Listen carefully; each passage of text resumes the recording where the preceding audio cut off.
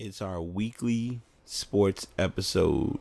Well, you might as well call it our infamous podcast about sports and stuff.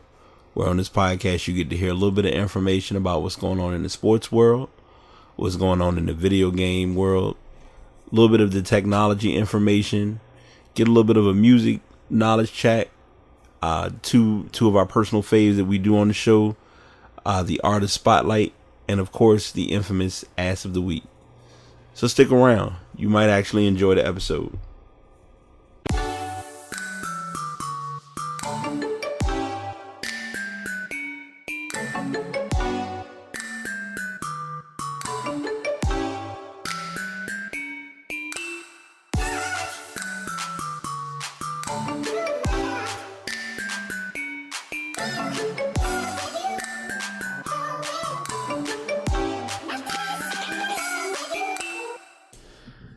Episode 129, creeping up on 150. Got a long way to go, obviously, but this is another episode of The Past, podcast about sports and stuff. I'm your host, BT. Got my co-host with me as usual. Dimitri here again. Yeah, we're doing it. And we literally had a late-breaking story that we did not have listed, but we'll make sure we get a tab or an article to discuss that. We'll get into that in a moment. We do have our usual sponsorships and things to address, and house rules, as I always call them. Weekly episodes are uploaded to Spreaker.com. I am finally slowly getting episodes loaded to pastpodcast.com. Apologies, by the way. I believe I recorded and uploaded the episode, didn't put an intro and outro. But shout out to Groundcraft. That's our musical intro and outro that you'll hear for the podcast. Episodes are being also recorded using a Blue Yeti microphone. And finally, I'm not sure if I announced this yet or not, but I did get the green light on having episodes uploaded to iHeartRadio. So that's a big acquisition and a huge jump that I'm looking forward to with future episodes. So initially, our start off was going to be for the week 3 picks for the NFL, since I got destroyed, and we'll go into that as well in a moment. But we both kind of got, Dimitri actually hit me up and hit me with some big news that I wasn't prepared for until I actually saw the story, that Carmelo Anthony is no longer a New York Knick, and he's going to join the Thunder to possibly build a quote-unquote big 2.5, because I don't know if I want to call that big 3 yet.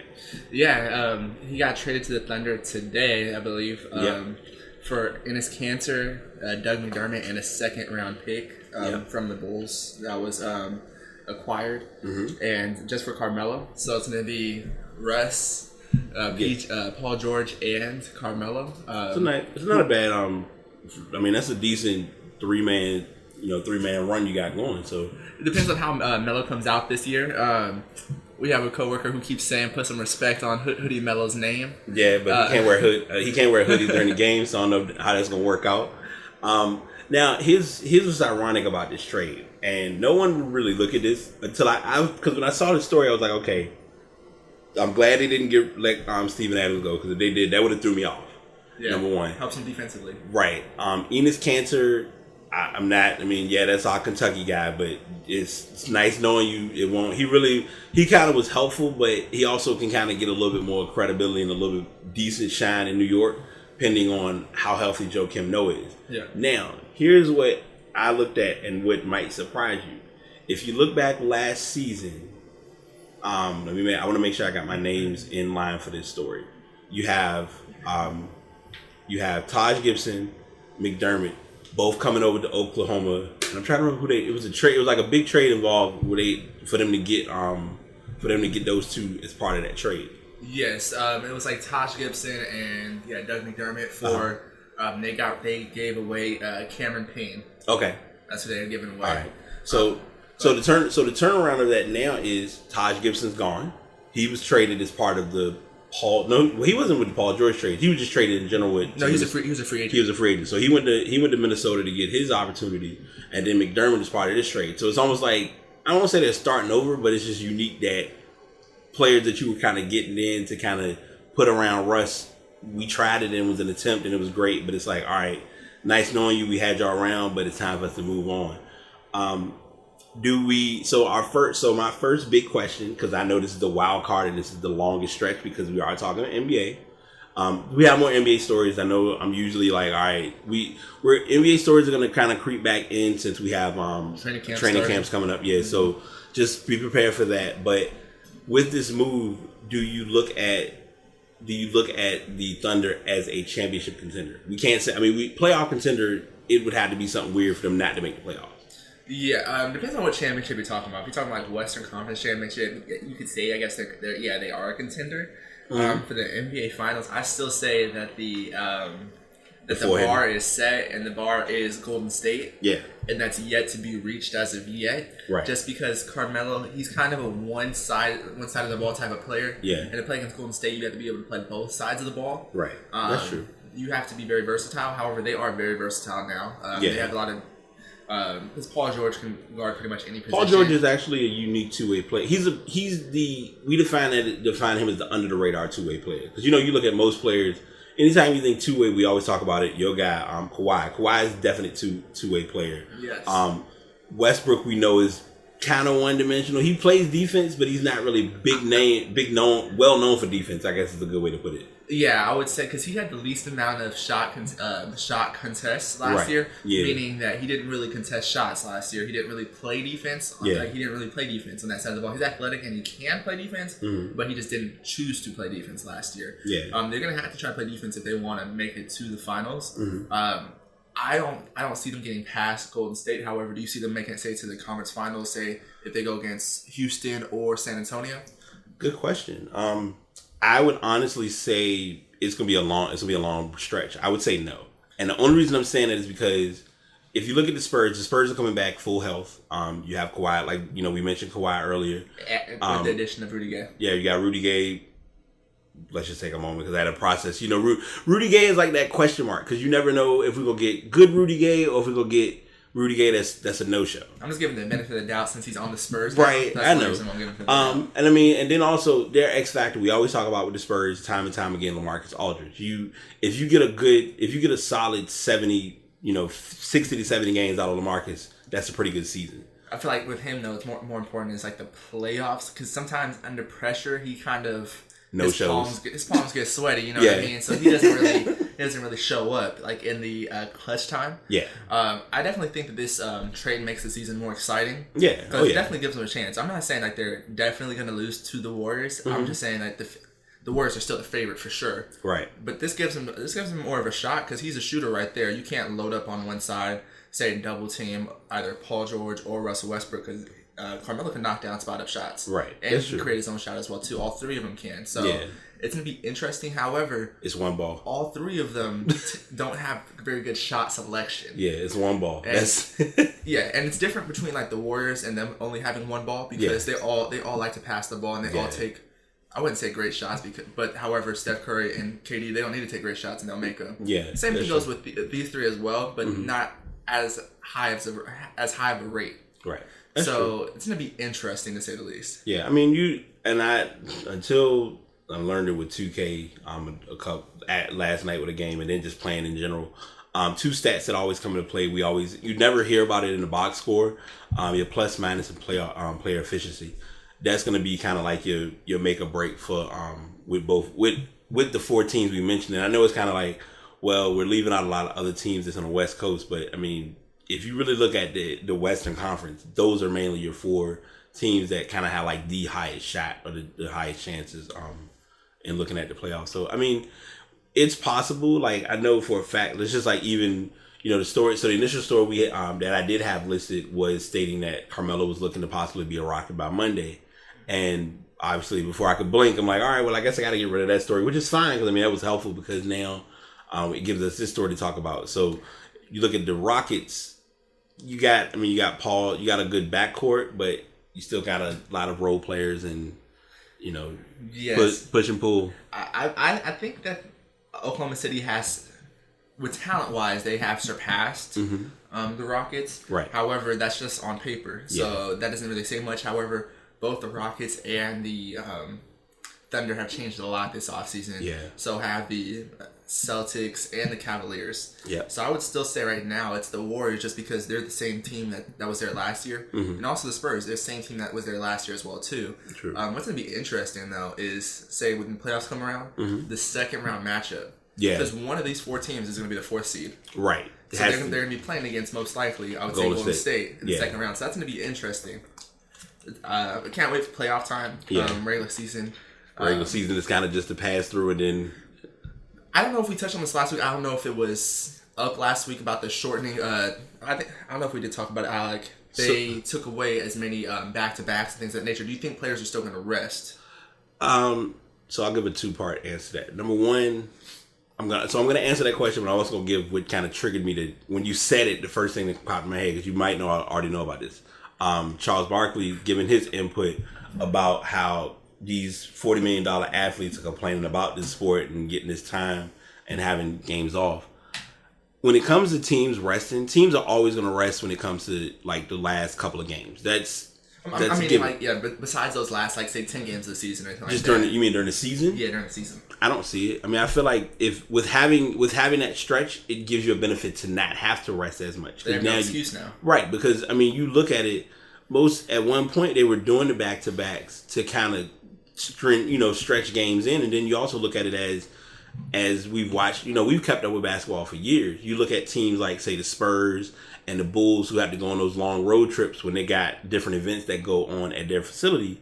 And it's like, okay, they went, here it is, the Spurs on an 8-game road trip, and they went 4-4 or 5-3. Because no teams, rarely do you get a undefeated road trip, especially if it's coming off back-to-back. Because you think... the longest one was 6-0, and the Warriors did it when they went 7-3-9. Yeah. So, I mean, you look at those runs in that battle, it's not as easy. Especially when, here in this case now it's a lot simpler because you basically got that time of, all right, we got the guys, like, I ain't gonna lie, being in the NBA or being in any sport in general, and we'll talk about injuries in a moment, getting players to be healthy and stay rested and get, having medical attention, like, right there on the spot, you don't get that. I mean, that's something that's just not an everyday thing. So for them to be able to have, like, let's say a LeBron James healthy for at least 80 games a season. Because, it's rare that, if I look at the seasons, there aren't many games or many seasons that he's had he missed this many games due to whatever type of injury. He kind of was like, all right, he was down for a little while. We taped it up, healed it up, and he's back on the court. I don't know if he's ever missed a game due to an actual, he's probably missed maybe, less than 10 games due to, an actual injury. The rest of them are just rest. Yeah. He's definitely the definition of, an Iron Man. Yeah. I don't see players resting either. I don't think they should at this point. Yeah. It's funny that you said the Charles Barkley quote, because I actually Snapchatted that when I saw it. It definitely made me laugh. That should be interesting. This is going to be a good season. I believe the NBA had a great offseason because they've been in the headlines all offseason when no games have been going on. Right. Just with all the trades and transactions going on. Yeah. Because I ain't gonna lie. I know I was clean in saying it before. We usually want to make sure we do football and let's make sure we keep sports, kind of away from basketball. But it's been kind of tough to do, especially when you have the LeVar of the week moments and you have these different transactions that are still happening. Like the Kyrie story didn't happen until late August. So speaking about Kyrie, I know we're kind of going. No, you good. Kyrie, did you hear his interview on First Take? I saw it. And I need to, I guess, so this is where the interpreter helps the interpretee, because I saw it and I'm trying to get a true decipher of what is his main point that he wanted to come to, other than me just looking at it as he wanted to be the main focus, but he's claiming that's not the reason. Yeah, he was definitely very cryptic throughout the whole interview. I believe it was 18 minutes long. Yeah, and he didn't really ever give a direct answer to it. Mm-hmm. He talked a lot about how he wants to be. He wants to focus on his goals, being the best basketball player that he can be, right, and things of that nature. So yeah, it definitely sounds like he wants to focus on, being the best basketball player that he can be. Yeah. And I guess winning championships. However, they asked him, so you think you have a better chance now at winning a championship without LeBron versus when you did with him? And he was kind of on the fence. No, he was kind of mad about the question itself. He's definitely a little bit defensive about it as well too. But you got to understand. So this is media 101, and I'm random. I'm sorry, didn't mean to cut you off. No, you're good.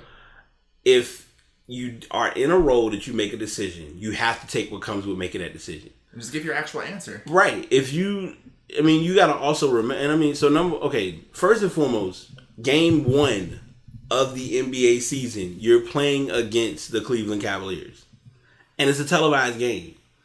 If you don't prepare yourself to answer that question now, you're going to get that question answered to you before that game, after that game, as the season progresses. He's gonna ask it all year. You have it. Because there's the possibility, as we've seen, and as the sports world has played, where you two could meet in the finals or meet in the second round. It's all based on seeding, everything. So that being said, I'm not sitting here saying that media didn't prepare him or his PR people didn't have him in queue for that, but I feel like as an athlete and as an individual, you taking on this role and said, I wanted to leave Cleveland. I demand to be traded. This is what I want to do. So coming over into this role, it's time to make a change. Yeah, and he said he made this role so he can show how he is, I guess, as a man, how he can progress as a man himself. Right. You know what I'm saying? As a man, then you just have to accept, you just have to say what you have to say, as a man, and everybody will respect it. If things are going on in the locker room with him and LeBron, which I think maybe that was possibly what happened. Something happened in the locker room with them too, and he just doesn't want to say that. And that's fair. No one's asking you to say that though. But it's hard to tell because LeBron, kind of treated him like a brother and was felt some type of way felt about betrayal. him, about him leaving and about him saying something, and then Kyrie felt the same way about he said something about how it was ironic or it was funny how his trade request came out when he was on his China trip, right? And he kind of pointed at LeBron for that. He kind of blamed LeBron for it, So, and I feel like this, I get it, Woj. I can't think of Chris Broussard, and I'm not name dropping anybody for sports, but any guys who do NBA stories, their goal is to get a story. Prime example with the Kevin Durant story, with the with the league, with the lockout, with trade rumors, everything. Their objective is to pull a story. Just like with Kyrie, a lot of people, we forget to remember that after Kyrie got traded, other trade requests came up. Well, yeah, Kyrie would have possibly been part of this trade to this team if this had happened. So it's this was a trade that was on the table and this is a trade that was accepted. Or this was the offer that he went for. And it's you're in the role. So if you were asked that question being on the Celtics versus being on, let's say, the Rockets or whatever other team or the Timberwolves, you still have to face that question. Because, if you're on the Timberwolves, you got to play them twice a year. You're playing against, you're with the Celtics, you're playing them 4 times this year. You can't run away from that story. And he felt some type of way about him being asked about, I guess, him and LeBron. He's right. There's 14 other players on the team. Why are you making it about one person? It's come on now. That's the game. That's kind of a dumb question for you to ask because it's a rhetorical question. You two are the most important players on that team. You two are the 1-2 combo. You know what I mean? He's the greatest player in the world right now. Yeah. And you know what I mean? You were one, and you he was coming in the form of being one of, if not the top point guard. Yeah, he was on his way. He is on his way there. Right. So it's obviously we're gonna ask you why are you leaving? Say him, and you didn't even say anything to him. Yeah. And so I don't know. It's definitely a different subject. I just want to know kind of what the answer is.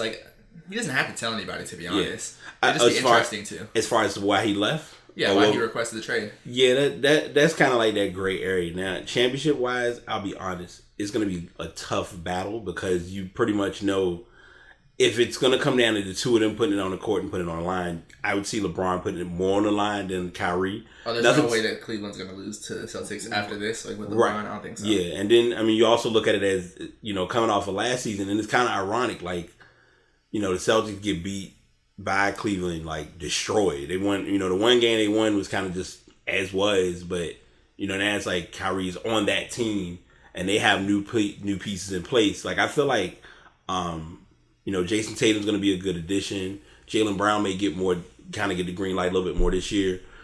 You have and Gordon, of course we don't want to forget the great white hope, Gordon Hayward. But, you just look at this team as a whole, they're building in the right direction. So, you just want to see how it's going to pan out. And, of course, Cleveland's going to work on what they're working on. It's mainly LeBron, Kevin Love, J.R. Smith hopefully will get his brain back intact, and Iman Shumpert, if he can stay off of Complex News, will have a much better process. But and I believe we were both on the same page that we thought that deal was kind of even with the Celtics and Cavaliers. How do you feel about back to this main subject of the Knicks and Thunder trade? Right, the Knicks and I don't know why I want to say Rock. The Knicks and Thunder trade. I feel like it's Carmelo. Neither of the teams want Carmelo one. I mean, it's Carmelo. You got Carmelo going as part of the trade. So, I mean, you had Carmelo going to a team. As far as what you were going to get back for him, you got pretty much equal pieces on McDermott. In all fairness, McDermott is a good shooter.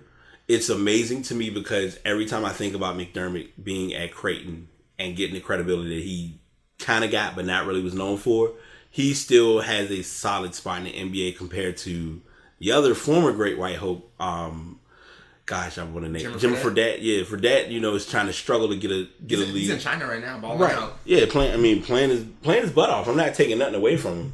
But McDermott is a true, pure shooter. And Enes Kanter will be able to, fill offensive. Yeah, he'll fill the role very helpful for them.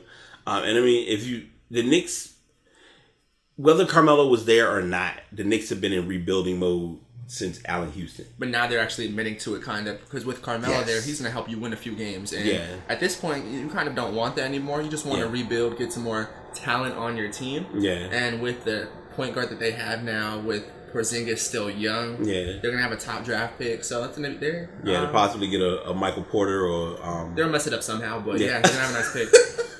If they do, I would be so upset. But it's possible. Like I said, we have I think we have like it's like a random NBA. Well, it's a unique NBA story, and then we got our, of course, ass of the week involving some NBA buffoonery later on. So we're now gonna switch gears a little bit. Do some NFL. Before I do NFL briefly, don't really have any major soccer. I'm trying to think if I had any soccer updates. I know this morning Chelsea played. They won. It's always an ironic day when I'm a friend of mine is a Liverpool fan. Anyone who knows rivalries, Chelsea and Liverpool hate each other. So for Chelsea and Liverpool to win on the same day is weird, but that's neither here nor there. So we're going now on our week 3 pick. So if you notice, I'm keeping things simple by just keeping the same link and just updating it based on the current stature. So I'm going to go ahead and get the team. We're looking at the matchups from last week. Dimitri, you did pretty good on picking teams. I will admit that. I really did not do the best. So last week, I went into the week 10-4. Based on the picks that I chose, I ended up going 7-8, and my overall record is 17-12. Of course, you were undefeated, as I had to really think about after the fact, by being 0-0 and coming off of the first wave of matchups. You were 13-2, which is actually pretty good. Like I will give credit where it's due. But don't worry, I'm still gonna pick first, because then that way, if I pick wrong, then I can just accept it and go from there. So let me go ahead and cheat real quick, because I know it's an easy way I can get this done. So I'm going to talk about this later on. We do have an update that I'll be getting into for technology later on with the iOS update, and it's kind of its pros and cons. But we have week 3 picks. The first matchup, we both kind of were on the same page. We're not counting that matchup because it kind of was like a came and went.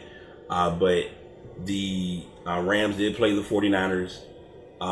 It's an interesting game. It was an interesting game from what was brought to my attention, especially adding in the fact that you have Sammy Watkins on your fantasy team. I had Sammy Watkins on my NFL fantasy team. I did not have him on my Yahoo fantasy, so that went better than expected. I got because I know. Let's see, when we did fantasy. I know from last week I got destroyed, so I'm just... Yeah, this week we were actually playing against each other if you did not know. And you have Sammy Watkins, he scored 28 points. So you had a little bit of a salt moment. That's why that was brought to my attention. I was like, I felt like that was... I was like, he probably going to bring it up. But yeah,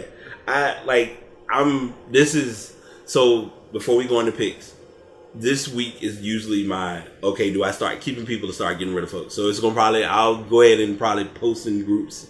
In chats, you will see random trades requests being sent by me, and if no one accepts them, that's fine. I'll just stay in relegation status. So with that being said, I'm not going to type all these out because there's so many picks. We'll just kind of go down the list. I don't have my list pre-picked this week, so that might be an advantage. Fingers crossed. First pick we have is the Ravens at Jags. I'm actually not going to be stupid like I did last week. I'm going to pick the Ravens. Yeah, it's Ravens at Jags. Jags have actually been playing all right this year. I like the way that they're headed. Mm-hmm. I want to pick them, but I'm gonna just be safe and I'm gonna go with the Ravens. You want to keep your record? But I do want to go with the Jags. Though. Like I really do want to go with the Jags. I'm gonna be mad if they win this week. Okay, all right. So I got you for the Ravens. Broncos at Bills. Unless something stupid happens, Broncos should pull that win off easily. Yeah, I don't see anything crazy happening. I'm gonna go with the Broncos as well too. Okay. Steelers at Bears. I'm not even going to do that again because I did it last time and it blew up my face. So you going with the Steelers? Bears? Absolutely not. I feel like, no, last week I screwed myself because I went against the Steelers for Minnesota and that was kind of where it all went downhill. So I'm going Steelers this week. Yeah, I'm going to keep it safe as well. I'm going Steelers just because Bears they don't have that much talent right now. So okay. I'm going to let you pick first for this one because you already know. Falcons at Lions. Falcons at Lions. Mm-hmm. Lions are in a dome, so they are on turf. Falcons are better on turf, so I'm going to go with Falcons in this one. Okay. I'm going to go against the grain, not just for divisional purposes, but just to make a balance of not being obvious because it looks like everyone is picking the Falcons, so I'm going to be Chris Berman for a change and pick the Lions. Okay. Browns at Colts. I'm actually going to surprise people with this because I feel like this might be the point that the Browns can get a win. Don't ask me why or how, but I'm picking the Browns. Yeah, this is definitely not going to be a fun game to watch. If Andrew Luck was there, I'd definitely pick the Colts. Mm-hmm. Now, since he's not there, I'm still going to go with the Colts. Okay. I'm still going to go with the Colts. All right. Fair enough. Bucks at Vikings. Unless something crazy happens, Bradford is out, so I will be picking the Bucks. Yeah, the Bucks their offense is running like a fine-tuned machine, so I'm going to go with the Bucks as well. Okay. The Texans at New England. If it was a perfect world, this would be my upset week, but I refuse. I need points, so I'm going with New England. Deshaun Watson. Only 4 quarterbacks have beat New England in their first game, so it doesn't really happen often. So I'm gonna go with the Patriots on that one, especially since it's in Foxborough. So yeah, I'm going. All right. Our favorite teams, Dolphins at Jets. Something crazy got to happen for me to even think that I'm logically going to do the Jets ever again. So I'm going the Dolphins for this week. Yeah, going with my boy Jay. I'm going to go with the Dolphins as well, too. He did play well his first game last week, so I'm going to give him that one. We'll keep an eye on it because, it's always that piece by piece. You got to let it all kind of pan out. He's never been known for consistency. This is very true. The division battle, infamous Giants at Eagles. Can't even try to act like I want to pick the Giants. I'm kind of gonna go to field and go Eagles on this one. Yeah, looks like most of the field has picked the Eagles on this one. I feel like the Giants can actually finally win a game. Okay. However, their offensive line is so terrible. I'm gonna have to go with the Eagles on this one. Eagles. You're trying to keep them safe for me. Just because the Giants' offensive line, like if they were decent, I may go with them. It's just that they're so bad, I cannot. Right. Returning to fantasy conversation, I did the unthinkable because it logically made sense. I dropped Adrian Peterson because he was of no benefit. So if anybody's in the sports group listening to that, surprise, surprise. I actually had him on both of my leagues. So Saints at Panthers. It's in Carolina. I'm sorry. I told y'all I want 16-0, but I got to look for wins. I'm picking Carolina. Yeah, their defense is definitely looking stout. They had a 9-3 victory last week. I'm going to go with Carolina as well. Yeah, that 9-3 game was interesting. Getting notifications and storylines like, all right, so no one's scoring a touchdown. Great.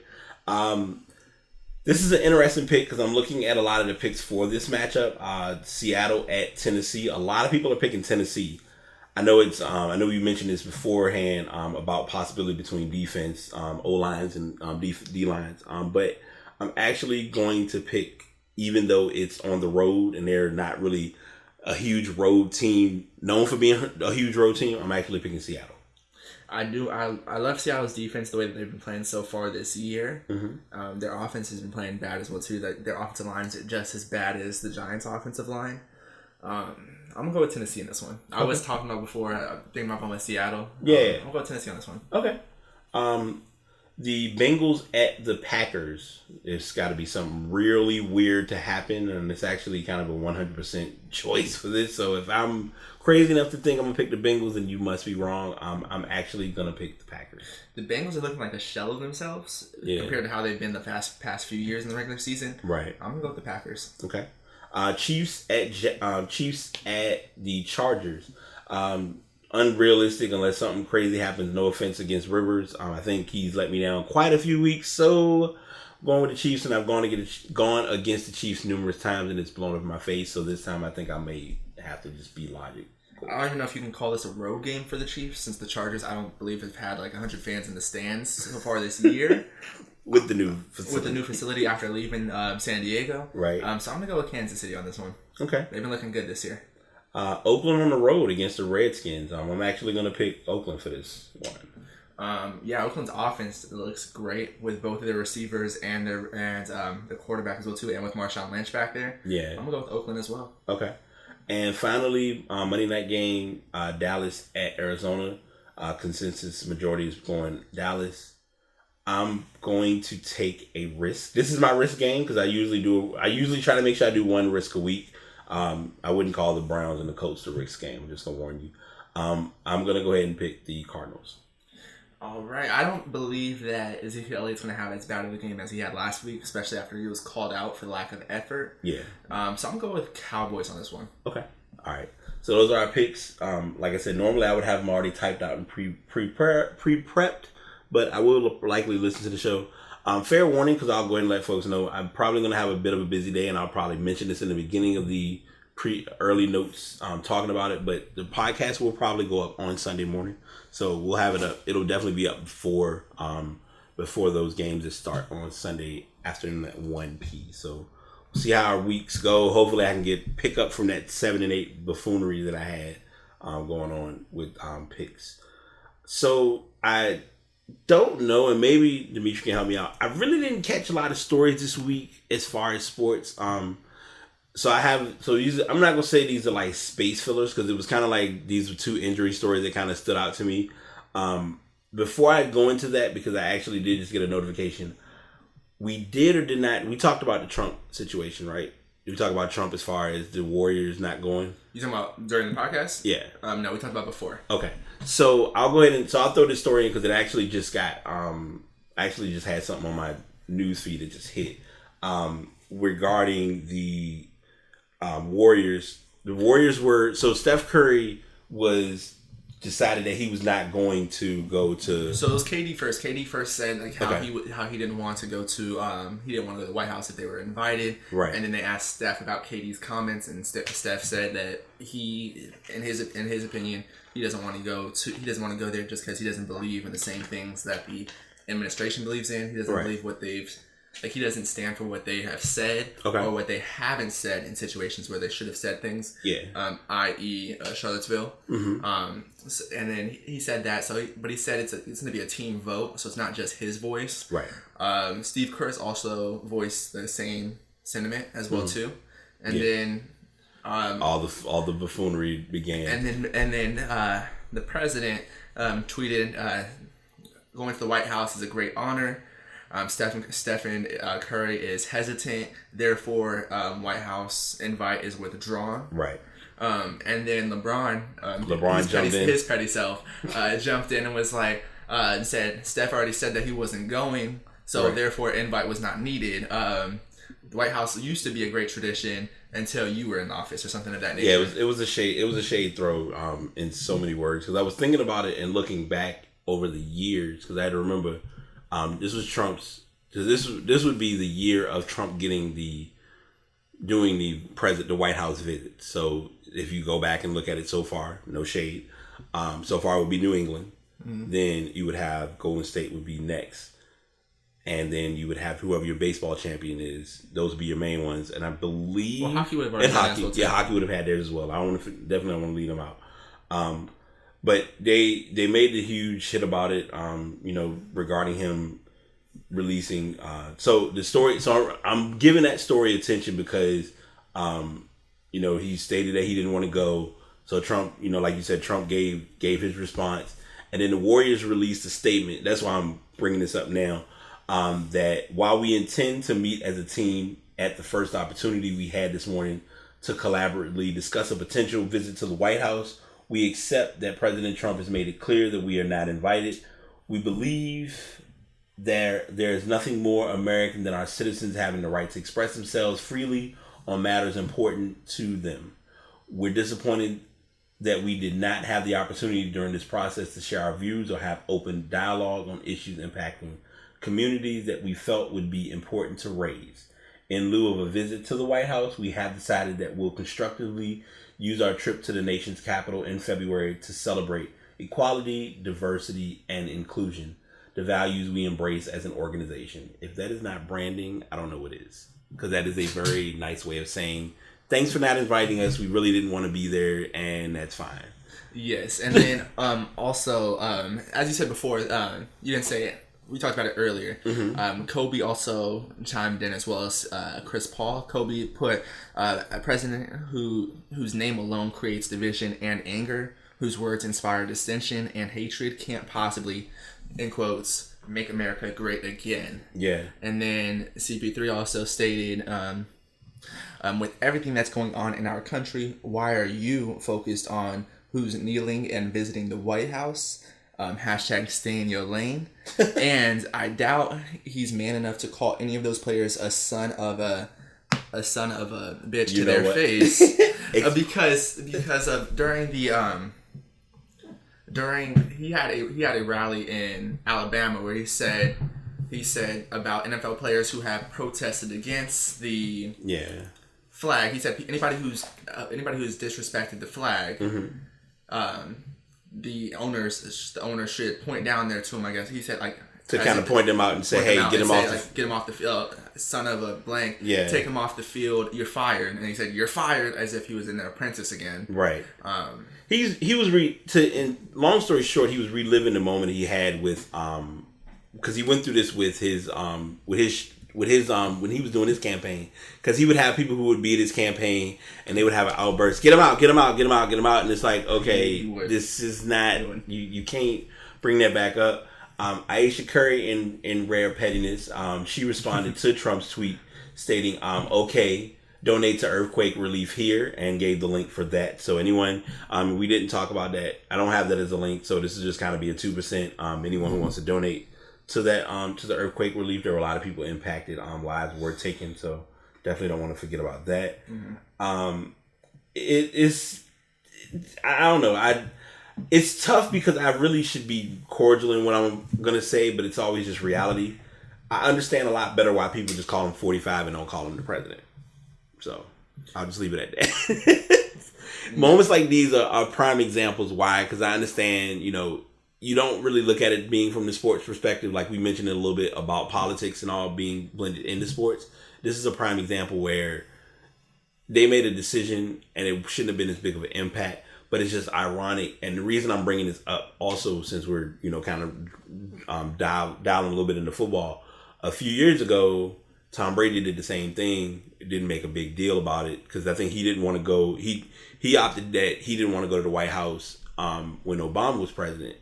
And because I had to remember, I was like, wait, didn't he win? I feel like he won during his presidency, and he did win 2 years ago. They beat against Seattle. Yeah. So when they chose, they opted. He opted not to go, and it wasn't. It had an attention, but it didn't have as big of an attention to me from how I'm looking. I guess from my personal perspective. Yes. And also I also like to make sure I do this because we talk about different articles and different topics. Shout out to Bleacher Report, because I swear Bleacher Report literally can get you stories and information just as quick as before you can even blink. You're like, wait, I just was reading about that. And it's so amazing because I always think about Bleacher Report and just can remember back when it was quote unquote Team Stream and they were trying to get it going, and now Bleacher Report has turned into it's like the news story that it'll break a story before anybody else breaks the story. So this was not. I may have gotten this off of Bleacher Report. I'm not. I may or may not have, but the link I got is from a different location. But the Clemson kicker Greg Huegel, I'm hoping I pronounced that right. He is out for the season after a very freakish accident. He was injured on the last play during practice. One of the defensive linemen rolled into his leg when he was kicking. After he kicked during the 2-minute drill. They stated that he did, that the junior had walked off the field, but they showed that he did tear his ACL. He was a key point to their. He led the team. He led Clemson in points each year as far as field goals and point afters. He was very helpful in them winning their championship last season as far as the playoff run. He was, and they've been looking great this year as well too. And we'll see how the other kicker does as well too, because sometimes in late game situations, kickers can be very important. Yeah. However, in college, they are definitely more inconsistent than say in the pros. However, the pros have been inconsistent this year as well too. Yes. So we'll see how this affects them in the long run. Yeah. So they'll have Alex Spence will be replacing them, and they actually he'll be playing Saturday against Boston College. I'm not sure if that game will likely be on now or not.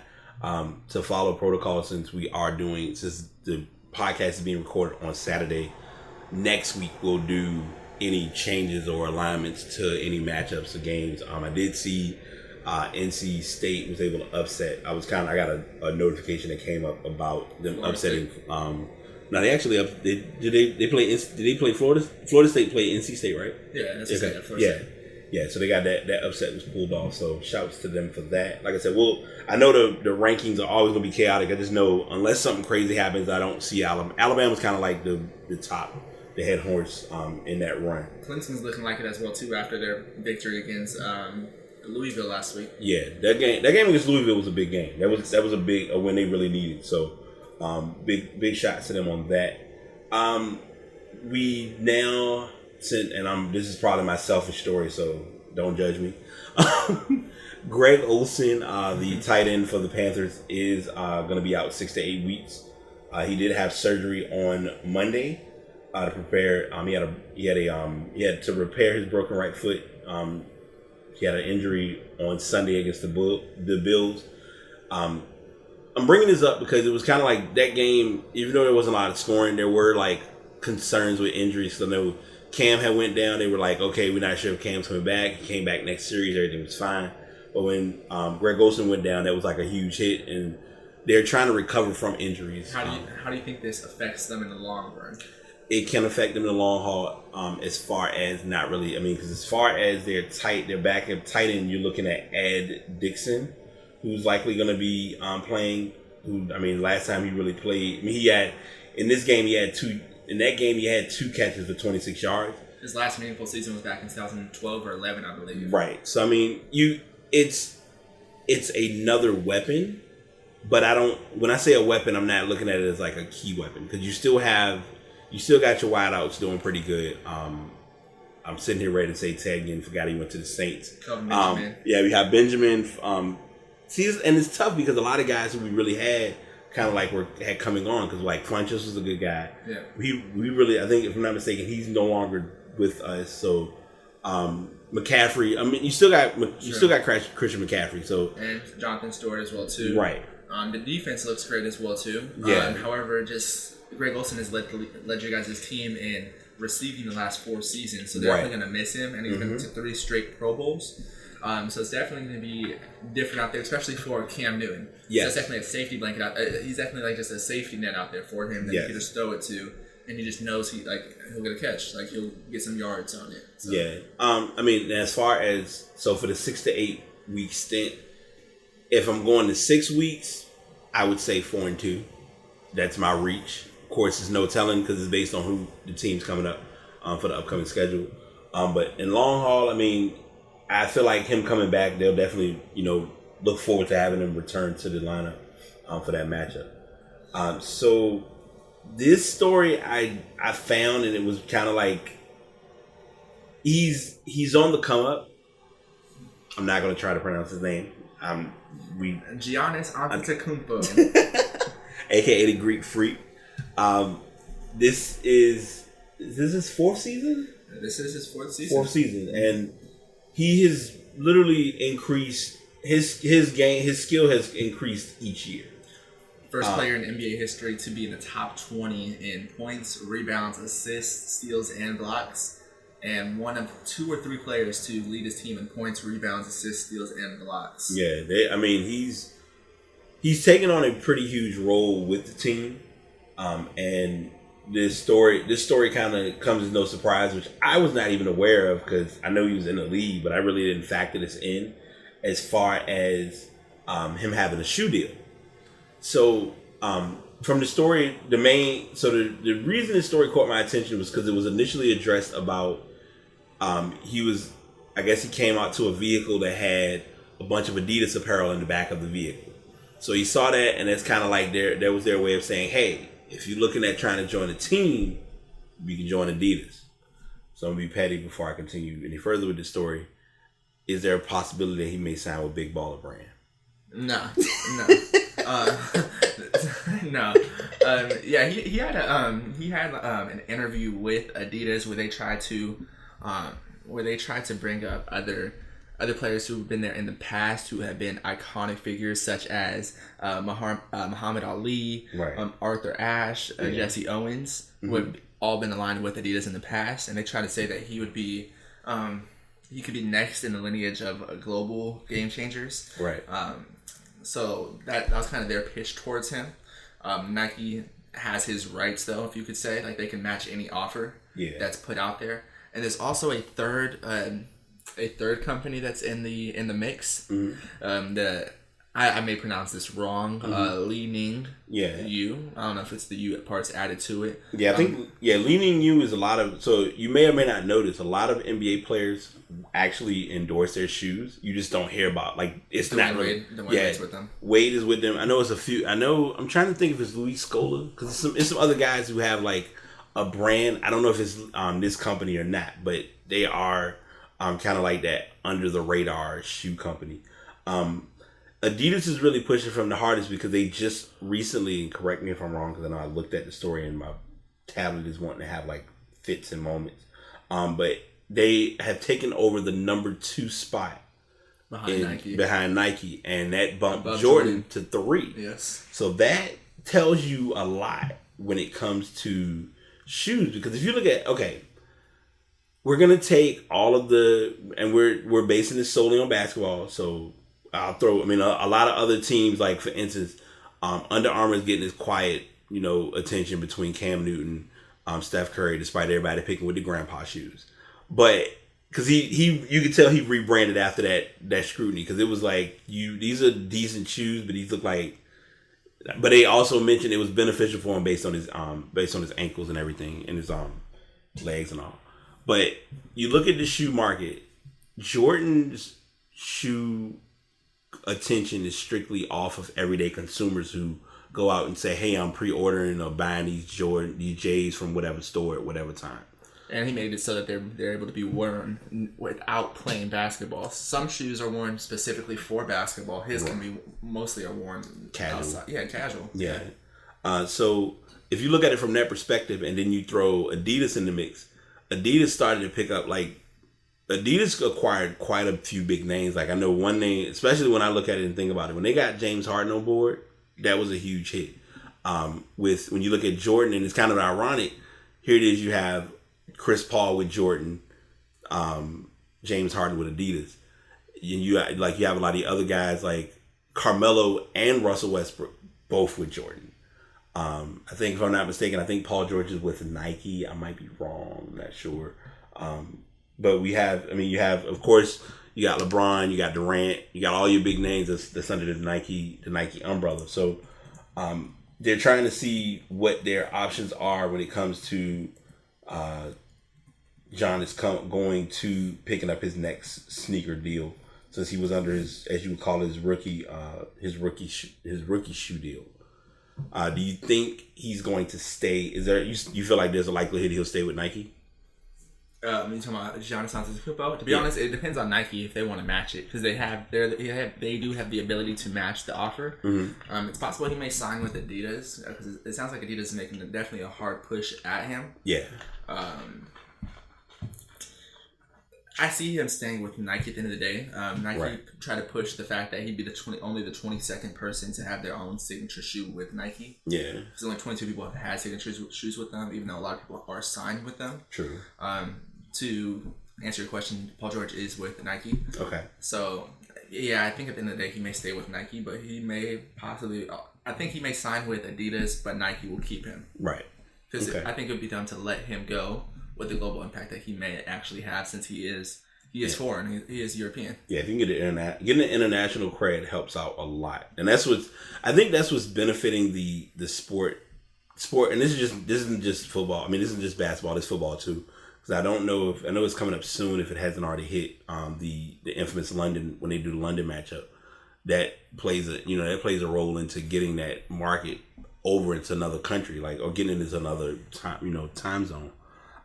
If he can get that market carried that way, and I mean that'll benefit him, because you look at it now, we talked about, you look at a couple of years ago, Yao Ming. If it wasn't for Yao Ming, you wouldn't have NBA All-Star ballots go international.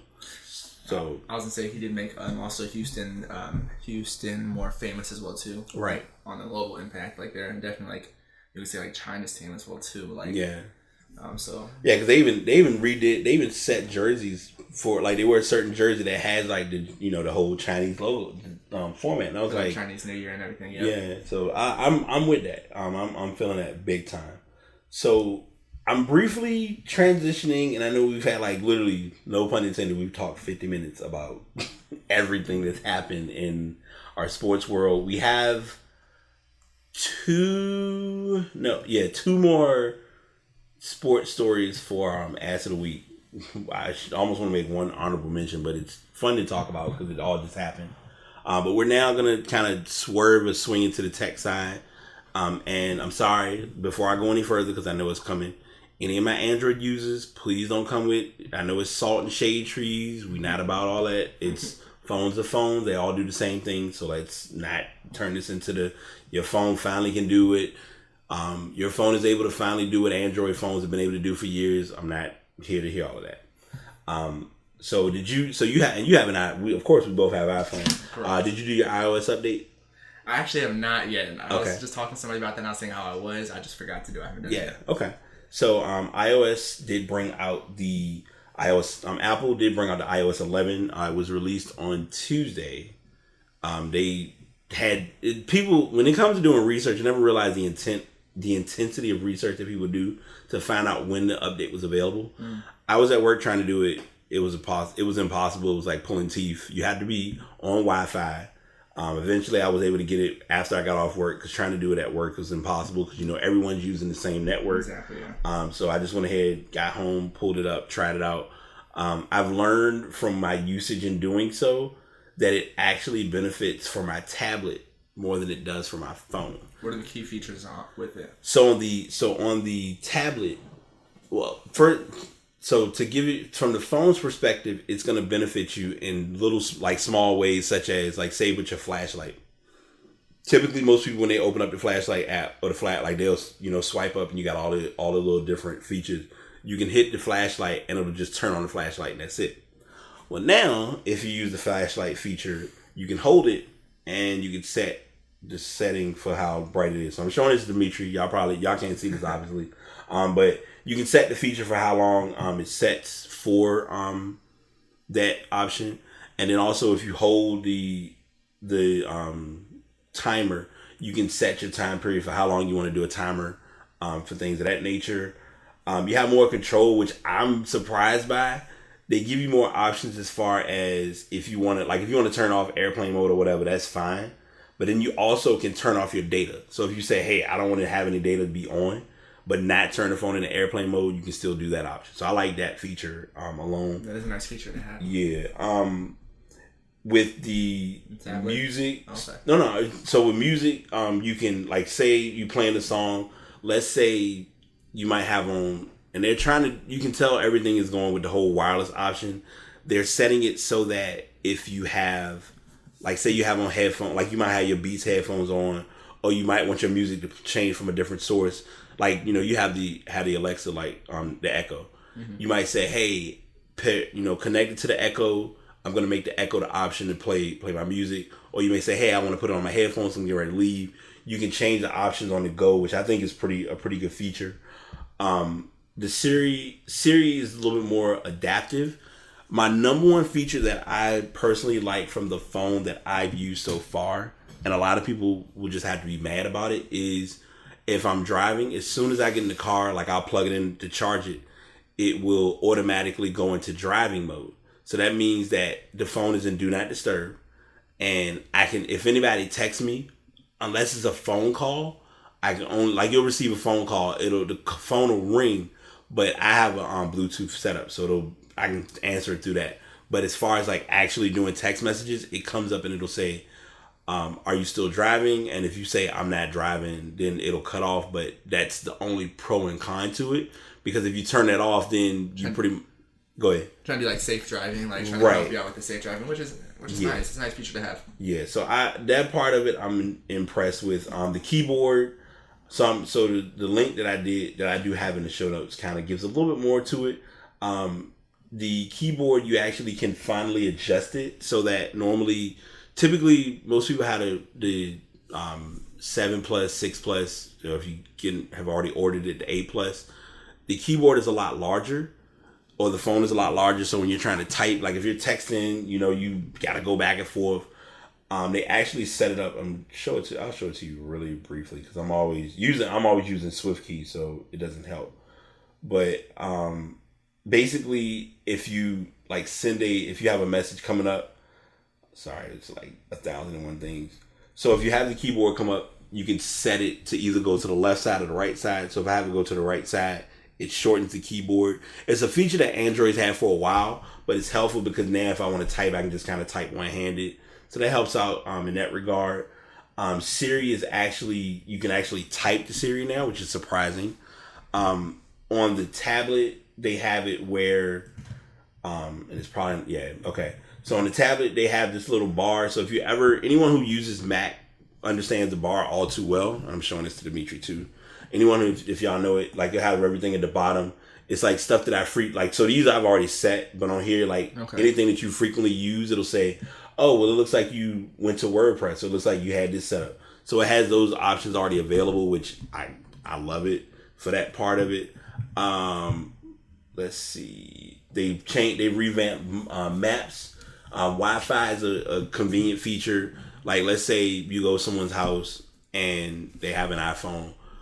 Someone may try to use if you both have Apple devices and they say they're trying to connect to you, they see your Wi-Fi available, and instead of saying, hey, I gotta click this and let me give you the code, it's like, oh, I'll share it with you. Cool, that's no big deal.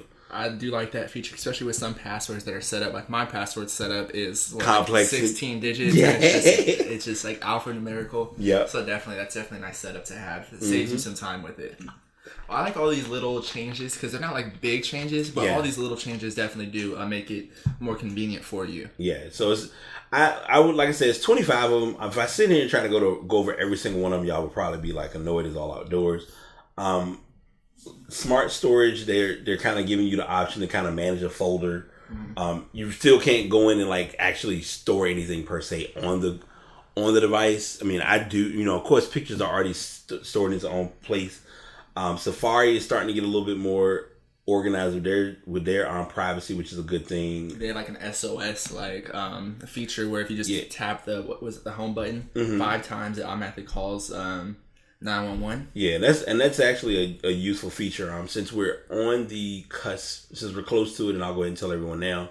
With October's podcast is going to be it's going to be the same flow, but I'm going to be giving more information related to domestic violence, and that's a helpful tip to have if someone is trying to make an SOS call or trying to do something and they can't do anything right away.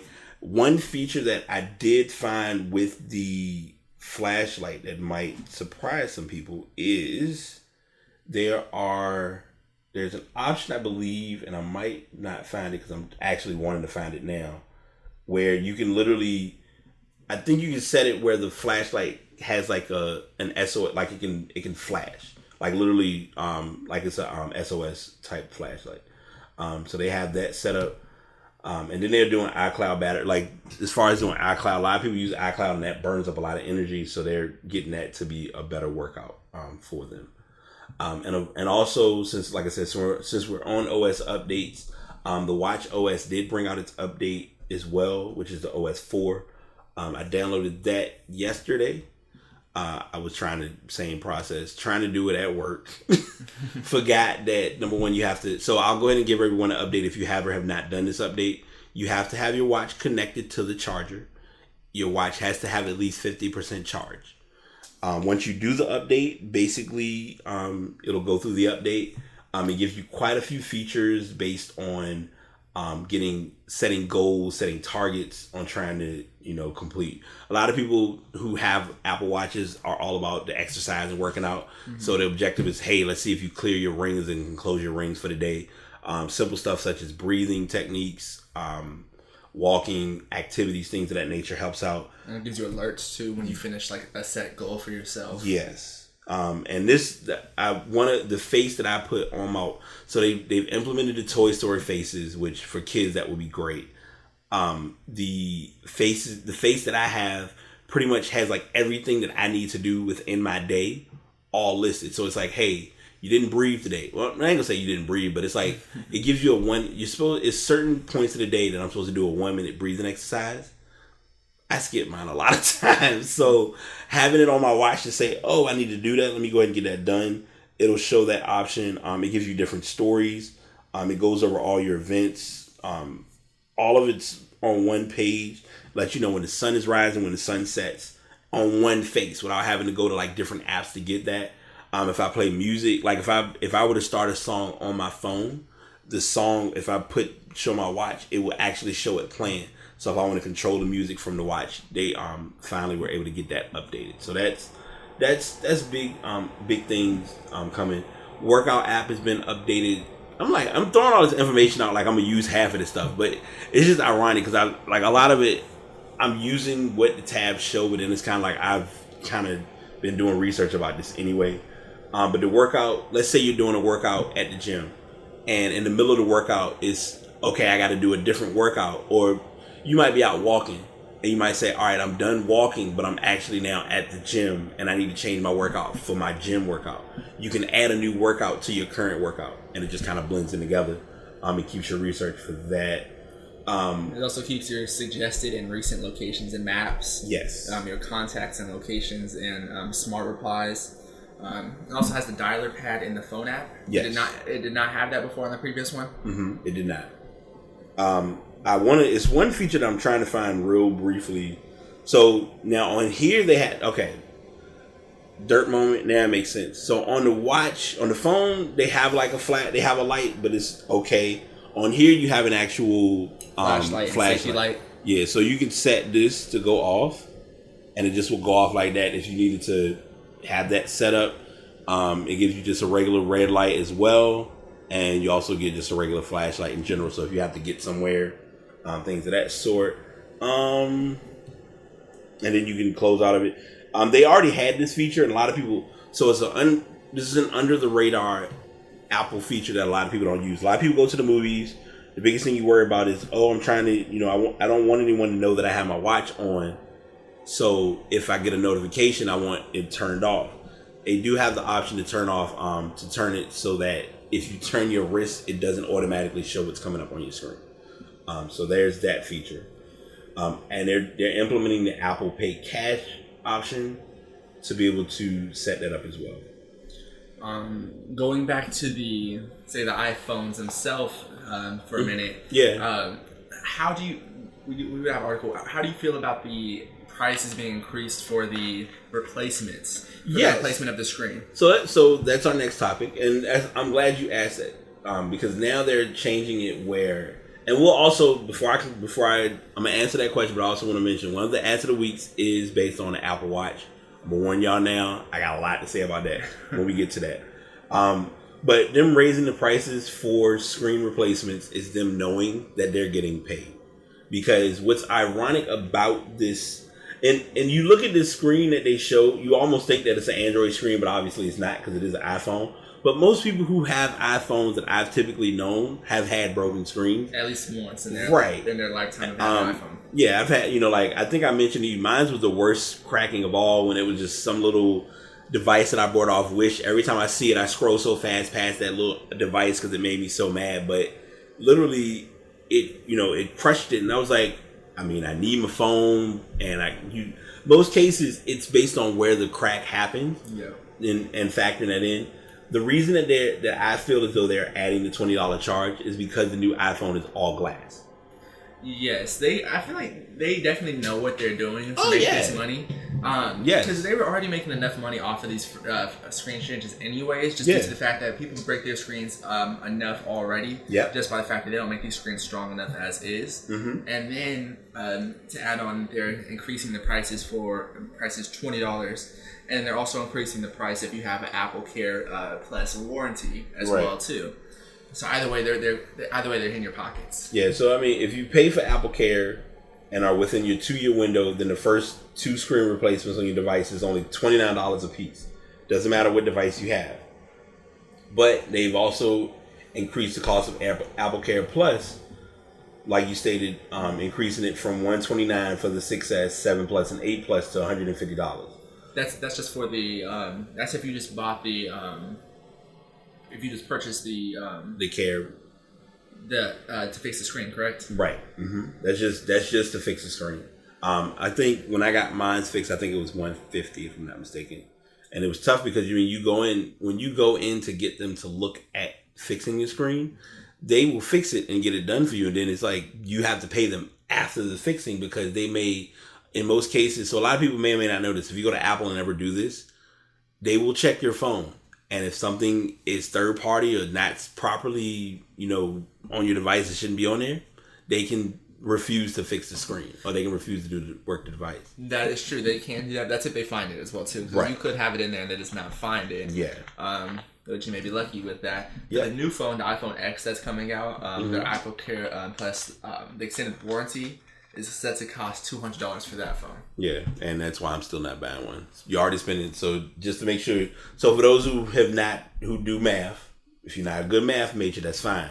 That's $1,000 for the phone, $200 for the warranty to extend the warranty. Just putting that in your head. $1,200 total.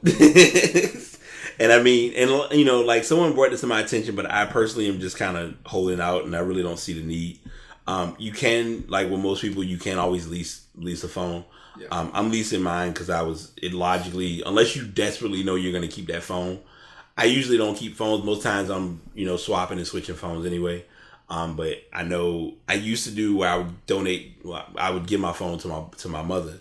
And now I already know, like, if me giving her an iPhone, I'm like, she's been an Android baby for a while. She's been stuck on Note 4. So to have her go from a Note 4 to an iPhone 6 or iPhone 7 would be a huge transition. So if it ain't broke, don't fix it in my case. So this one kind of caught me for a loop, and I'm not gonna use the title they have. I'm gonna say it as the terminology as to how I process it, and this will probably sound very bad. iPads and video games and dirt are the reasons for the changes that are coming with Toys R Us. Yes, that's it's kind of like they don't want to evolve. Right. I talked about this. I've talked about this previously with a couple people, like not on the podcast, of course, but about just like not wanting to evolve. If a company doesn't want to evolve, say for example, like Blockbuster, they had the opportunity to purchase a Netflix. Mm-hmm. They didn't want to purchase Netflix, and what happened to them? They end up being. They dissolve. Yeah, exactly. Right. So that's what happens when you don't want to evolve, especially in the digital era that we are in now. Yeah. Their online services aren't great for Toys R Us. Yes. And their prices are kind of high when they're competing with Amazon, Walmart. Target. It's hard for them to compete with them. That's true. Especially after, it was a few years ago when they actually when their group had purchased the Toys R Us for about $6 billion. And so they're kind of struggling right now. They're struggling with it, so that's why they filed for the Chapter 11 bankruptcy. Yeah, and I mean, I won't really detail this A to Z with this story because it's so many. Bankruptcy is always a battle, especially because I want to say it was a few months ago we did the story about H.H. Gregg, and it's ironic because H.H. Gregg was that turning of the, like, they were kind of turning the tide, and it was like, okay, we're doing similar to what Circuit City did, but we're coming at it with a different angle. But what they fail to realize is, just like you mentioned earlier, you got to keep up with the times. Yes. So keeping up with the times means you got to be able to compete with Best Buy, Walmart, like all the companies you mentioned, Target. Even in this case, you would say Toys R Us in a sense, because those companies, like, let's say you're selling video games. You want to be able to have video games that the other stores will have. So if you're doing a midnight release, if GameStop doing a midnight release for a game, Toys R Us ain't doing a midnight release. That, you know. And you have to make it either make it easy, accessible to your consumer, meaning like you can deliver it to them. Yep. Or you have to make it so like it's very it's less expensive to them. True. So they feel like I'm going there, I'm going to get a bargain for what I'm trying to get. Right. Nowadays, kids aren't usually playing with toys. They're generally playing with, like, say, like a tablet, a phone, something, a video game, something of that nature. Toys itself, maybe if like smaller kids. However, 2 and 3 teenagers have an iPhone, like have a smartphone. Exactly. So it's definitely harder now to sell toys to children when they don't usually have toys. That's true. Now the dirt part, I mean, just petty warning, because it's not in this article. There was an article that I did find that triggered me to get into this, where you would talk to, because you think about it, when you think of Toys R Us, the one person that you think about would surprise you. Parents, especially mothers. Yes. So mothers are very critical of everything. And if you look at it as a kid, we'll say a 4 or 5-year-old going into a Toys R Us store, and they're, kids are kids. Kids don't know and don't understand little stuff like that.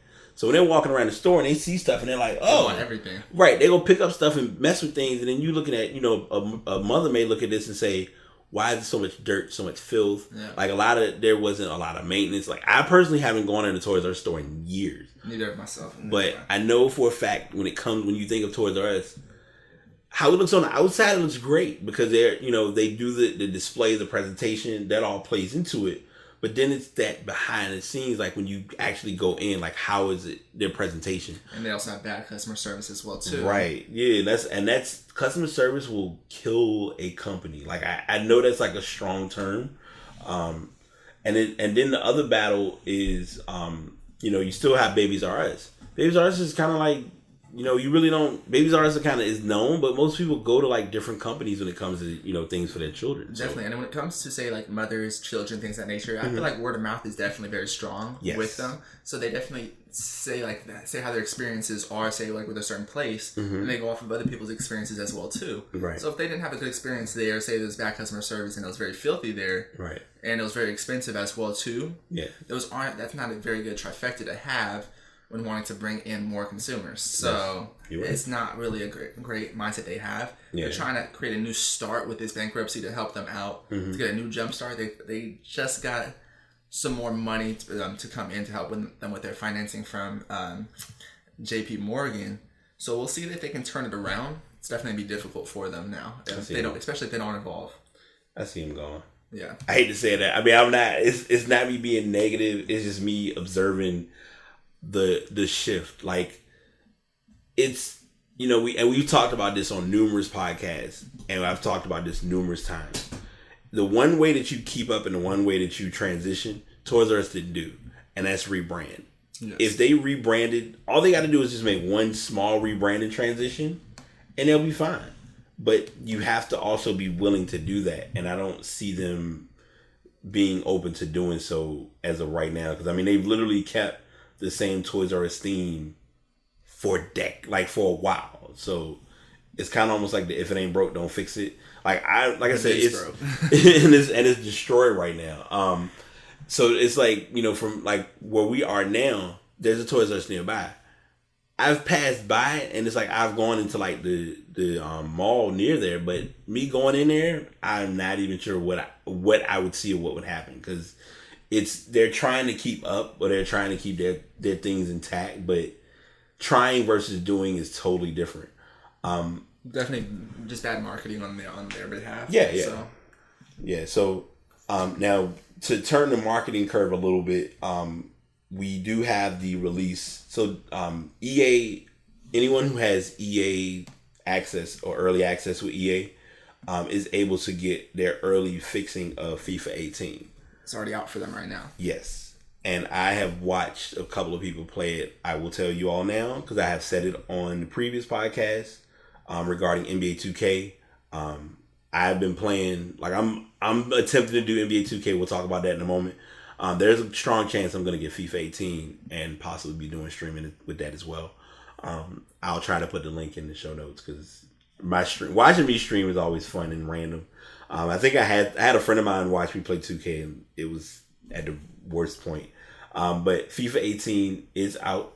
The storage for it is pretty substantial for the Xbox. It is 43 gigs. So as I always tell people, if you had FIFA 17, let it go. It's going to be okay. But the full version, it's the full version of FIFA 18, including the kickoff mode, single player story, the journey, Hunter Returns, along with FIFA Ultimate Team. So you'll most people right now are playing the. They're mainly doing Ultimate Team, kind of creating their teams and getting built for that. If you're looking to get EA access, it is $5 a month or $30 a year. And you can get that, which I did not know. It's available for Xbox One and PC. No shade. I would say that all the time because I feel like consoles will get it right if they can do it cross-platform, but everything always takes time. I don't have this mentioned or listed as a tab. There has been a couple of Rocket League tournaments going on this weekend. EGX is going on in Birmingham, and they've had a couple of tournaments. Sorry, I blinked for a second. But they have different tournaments going on for that, as far as Tekken, Street Fighter, Smash Brothers, things of that sort. And also Southern California is doing their tournament. I saw an event, and I know you're from Cali. I'm exposed. I'm sorry, but I saw an event that was going on for SoCal, and I'm looking at it, and I'm just looking at the venue they had, and I'm just sitting there like, why am I not in this venue? I would probably lose my entire mind participating in that. So jumping gears from FIFA 18, we did talk about 2K18 a little bit. This will probably be like this might be a weekly trend for me, and I'm going to have fun with this a little bit because each week I will give my good, bad, and ugly about NBA 2K18. So I finally have my copy. Dimitri, ironically last week when we did the podcast, his brother was playing and was trying to, maintain sound and all. And I was like, it's fine. It's no big deal. But I did, he was playing, had my team, my career going on. So I started mine. I got the game on Tuesday. Tuesday I didn't play. Case never broke open the wrapper. Wednesday broke open the wrapper, opened the case, didn't play. Thursday finally got in and started playing the game, downloaded the game, took forever, got online, got into a little bit of gaming, got my guy going, found out I had the wrong archetype. Talked to someone on yesterday actually to get like a good archetype. Well, actually, within those few days, it was like got an archetype, found a good archetype to use, revamped my player, made him a three-point shooter, shot creator. So he's basically a sharpshooter. I'm ranked as, I think I'm 63. So I'm low. I'm really trying to get a feel for the game, and learning the gameplay. I will admit, because I did play an online game, which was the worst experience for me because I was playing as the Rockets against, of all teams, the Bucks, and I lost very bad, strictly because learning 2K's style for 2K18 is a lot different. You can't just, okay, I'm gonna get the ball and just dribble straight to the court and that's it. There are AI breakdowns that I've seen, yes, but it's not perfect. Like, I'm not expecting the game. I never put the expectation on the game to be flawless. That's just, especially when it first comes out too. You expect maybe updates to come out as well too. Maybe a little bit of glitches in there as well. Yeah, Carmelo Anthony trade coming up. Yeah, definitely have to have that update in there as well too. Yeah, there's definitely some good and bad with it as well too. Yeah. It's definitely different, like gameplay with 2K18 versus 2K17 as well too. Right. I like it though. I feel like they definitely made an improvement from 2K17. And you got, now your rate, and I'm not gonna catch up to your rate anytime soon. You're what, like a 88 now? 88. Okay. All right. So I got a lot of work to do. And for the record, and I'm correcting, if you have, then that's fine. I'm not knocking it. There's been no VC. This is just all grind. Okay. Yeah. Okay. No. Sorry. Yes, I did spend a little bit of BC on it as well too. Yes. Okay. But like, okay, so when you say VC, we're not looking at like 20,000, or like how much VC have you spent? What do you mean? Do you mean like what are you saying like VC wise? How much? Well, because you have to spend VC to overall raise your guys overall. So even if you win games, you're gonna get VC. But I mean, like, have you had to buy VC? I spent a little bit on VC. Okay, all right, that's fair. No, I'm saying, so I'm looking at it as, because I've seen people who spend like hundreds, like over 100,000 VC. Okay, nothing like extraordinary. Yeah, I got a small amount. I know at some point I'm probably gonna go and get a card and get some VC so I can like build my player, because I feel like that's kind of like where you got to start off to get your player up, and then of course as you play each game, you'll get little builds towards that road to 99. So, and then the progression bar as well too, which is in there, which makes it, the more you upgrade the progression bar, the harder it is to continue to upgrade your progression bar. Right. Like when you first start playing, you can upgrade that progression bar easily, but after like third, fourth, fifth time, it starts going slower and slower. So. Okay. Now, this will be my last question with that. Did you grind through Park, or did you grind through actual gameplay?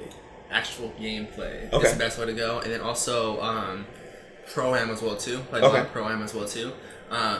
For some reason, there's like also like I don't know if it's a glitch or something of that nature, but sometimes when you're playing, say, Pro-Am, right? And say your team wins, it's going to take you right back into the... It's going to take you right back into the court for the Pro-Am. You're going to wait for players to come in there. Yeah. Sometimes there won't be players that actually come in there. Me and my brother were playing. Yeah. It was just us two. Right. No players ended up coming in there.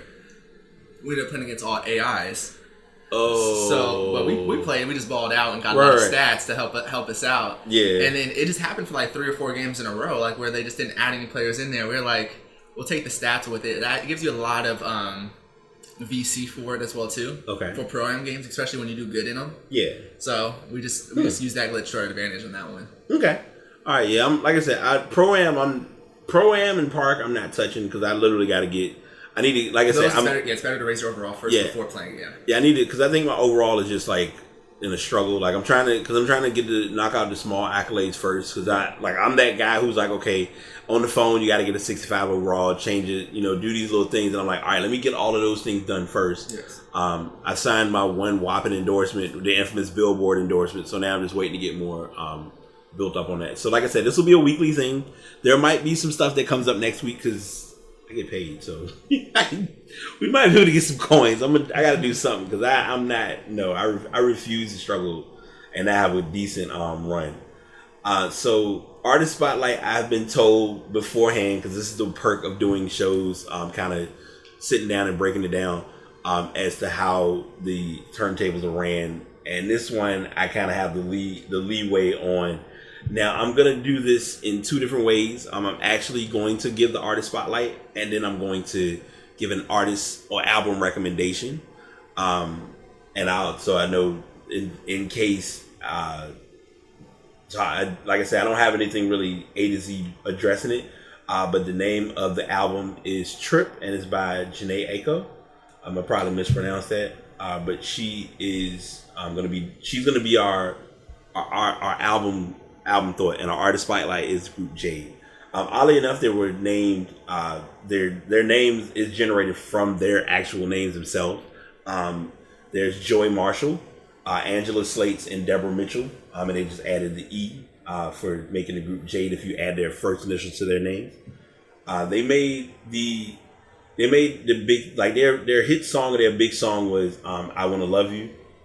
They more were a 90s group than anything. As far as going over like A to Z, what they did or didn't do, they did a lot of soundtracks. They did not a lot, but they did appear in Beverly Hills 90210 with the in the episode You Gotta Have Heart. They did the song Every Day of the Week. So that was like, if you ever heard the song Monday, Tuesday, Wednesday, Thursday, Friday, Saturday, even on Sunday, that was that group. They did also the song 5432 Your Time. 5432 Your Time Is Up. As far as their hit singles, like I said, I Wanna Love You was in 92. Don't Walk Away was in 92 as well. One Woman, Looking for Mr. Do Right. 5432 Your Time Is Up. Keep On Rising in 97. And their last song they did that was more known on the charts, well, it didn't really hit the charts too well, was Baby Love in 2014. Well, to add to that, because you had pointed out how their names compose the group, like their names compose like the group of the name. Mm-hmm. However, I guess like for their first song for the "I Wanna Love You," right? Before Joy, Angela, and Deborah's voices were recorded on the song, in order to keep the song on the soundtrack for the movie, because it was for the movie Class Act. Mm-hmm. The producer Ben Ford had to reproduce the song with the actual voices of the group members. Okay. When that could not be accomplished, he had to drop. They dropped actually Angela and Deborah from the group. Oh. And they actually replaced them with at least Dee Reed and Tanya Kelly, okay, who were the voices on this song and who were signed to the production to his production company. Yeah. All right.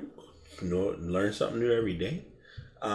They did have they performed on BET's listening party live. That was recorded and a CD was released in '93.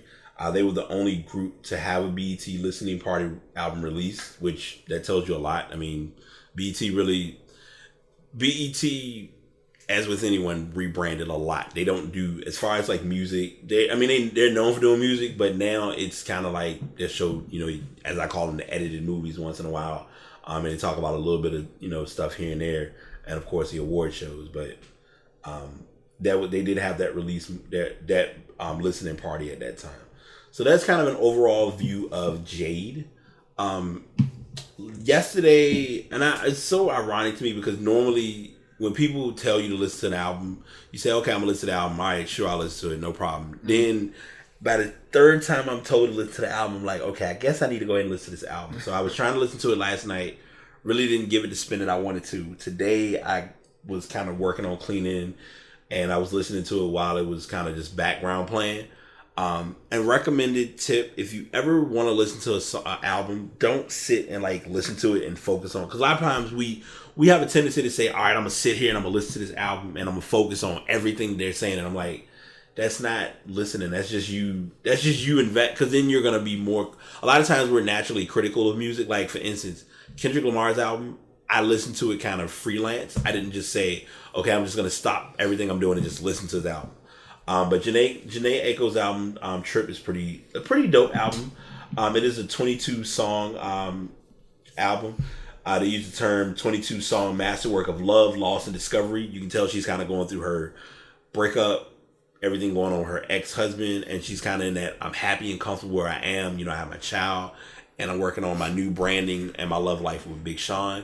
Because it was kind of like the switch up, and it was a story that I read that really kind of told kind of the A to Z of how it all went down. Where it was, Big Sean was trying to talk to her, she was involved, she was in a relationship, had a boyfriend or whatever.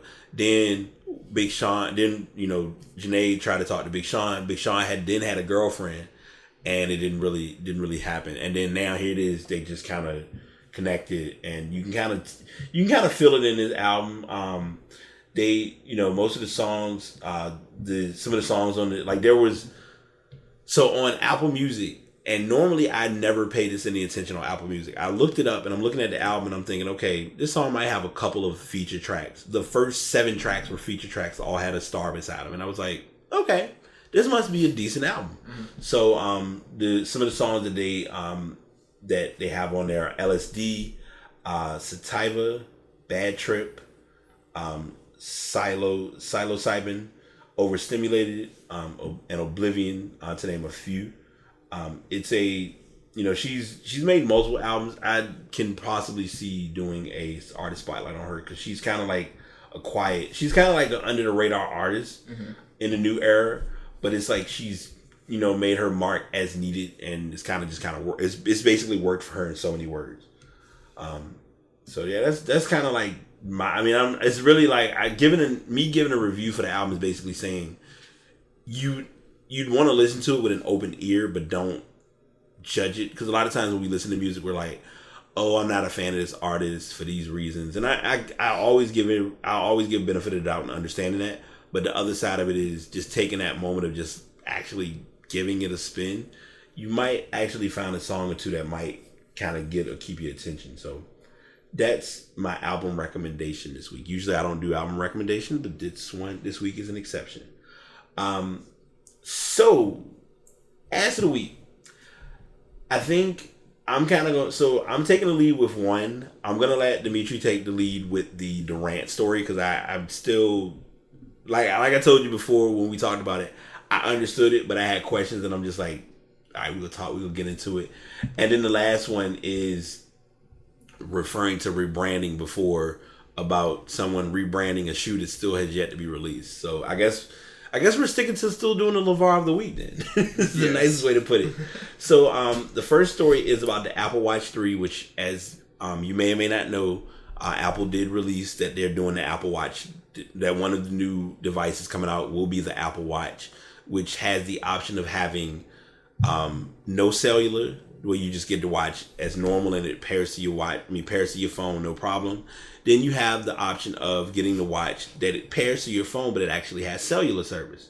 So the question that came up, and I believe you may have asked it, I'm not sure. My friend asked me about it when we were watching the keynote, is will they be offering, like, how does it work as far as the data plan, and how does it affect your bill?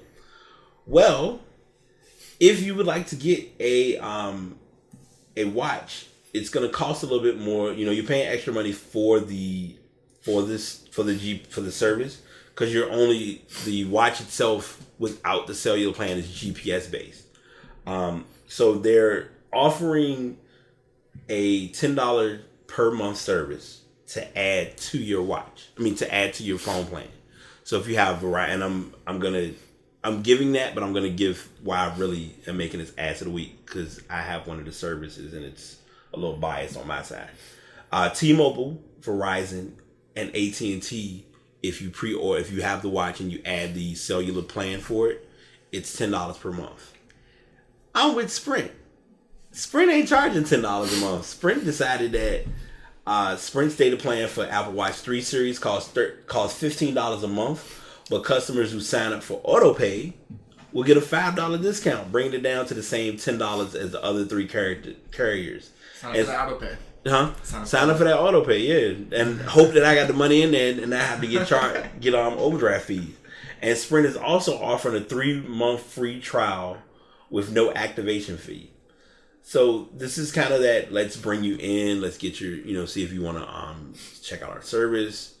Their customer service has gotten a lot better from what it used to be, but what's your opinion on the cost for the cellular plan? It makes me confirm that I would just not get the cellular option for my watch. If I were looking to get a Watch 3, I wouldn't add that plan. It's no point. Yeah. There are some people, the advantage. So to rewind, so I can make sure that everyone understands the advantage to having the cellular service on the watch means, let's say I left here. The only advantage I see to having it is, let's say I left here and I said, man, I ain't got my watch, I ain't got my phone, but I got my watch. All right, cool. Let me get my watch, and I can call and tell you like, hey, I left my phone there or something like that. That's the only perk to having it. I know that's like, well, I'm sorry, that's not the only perk. That would be the benefit from my perspective. Yeah. But as far as like, if you're working out, the key perks. That's one of the main ones. Right. So I see people. I can see people using it, but you're also keeping in mind your watch isn't going to go on Wi-Fi. Now, I guess I need to get more in depth in figuring out how it would work, because that's just like, okay, for AT&T, for instance, Apple Watch 3 data will cost $10 monthly. The carrier is offering 3 months free, but they're giving the $25 activation fee credit if you're eligible. So that's if you're eligible. And it looks like everyone's trying to kind of offer that. They're giving you that because you have to activate. Keep in mind that's okay. Here's where it becomes the ass of the week, and this is why I think I'm adamant about it. I have to pay a activation fee to get this device activated and add to your service as a plan. Yes. So it's not like you can say, all right, like, because when you buy the watch technically, as they call it in the tech world, is unlocked. Mm-hmm. So it's not through any specific carrier. But if I go to your carrier, I got to add it to your plan in order for me to use the cellular feature. So I might get the cellular service and might not even really want that feature on there, but I have to have cellular service if that's what I bought that watch for. Yeah. So that's why I have my feelings about the ass of the week for that. If this rule stays in play permanently, then that makes sense. But I have a feeling in a couple of months, these will go away and you have to pay an activation fee to activate that device. It would logically not make sense. That's what I'm thinking as well too. And that's what it's not gonna. Companies aren't gonna present that now. Like the Apple Watch pre-sales began last week for the watch. You can either get it through Apple.com, and then they have the regular, the ERMS, and the edition version, which I believe is the Nike Plus edition. They're going to start shipping the following. I'm sorry, and the watch, each one of those will ship on the 22nd. The Nike Plus models, which haven't even been touched or brought out yet, don't come out until won't start shipping until Friday, October 5th. So that's why I kind of have like this. Yay, it's a nice watch, but unless as a watch user, if you have a Watch 1, like the original Watch 1, getting the Watch 3 is helpful, but just get the Watch 3 without the data. I mean, with the GPS feature, and you'll be fine. Yeah. So switching gears to the Durant story, because like I said, I heard about it, so I'm gonna kind of get to relax for this one and then give my spiel. Because like I said, I know the article that I sent told a lot, but it doesn't tell a lot. So Durant had an interesting week, to say the least. Yes. So it came out. So what started it was someone tweeted him and just asked him a question. He said, "Man, I respect the hell out of you, but give me one legitimate reason for leaving OKC other than getting a championship." Mm-hmm.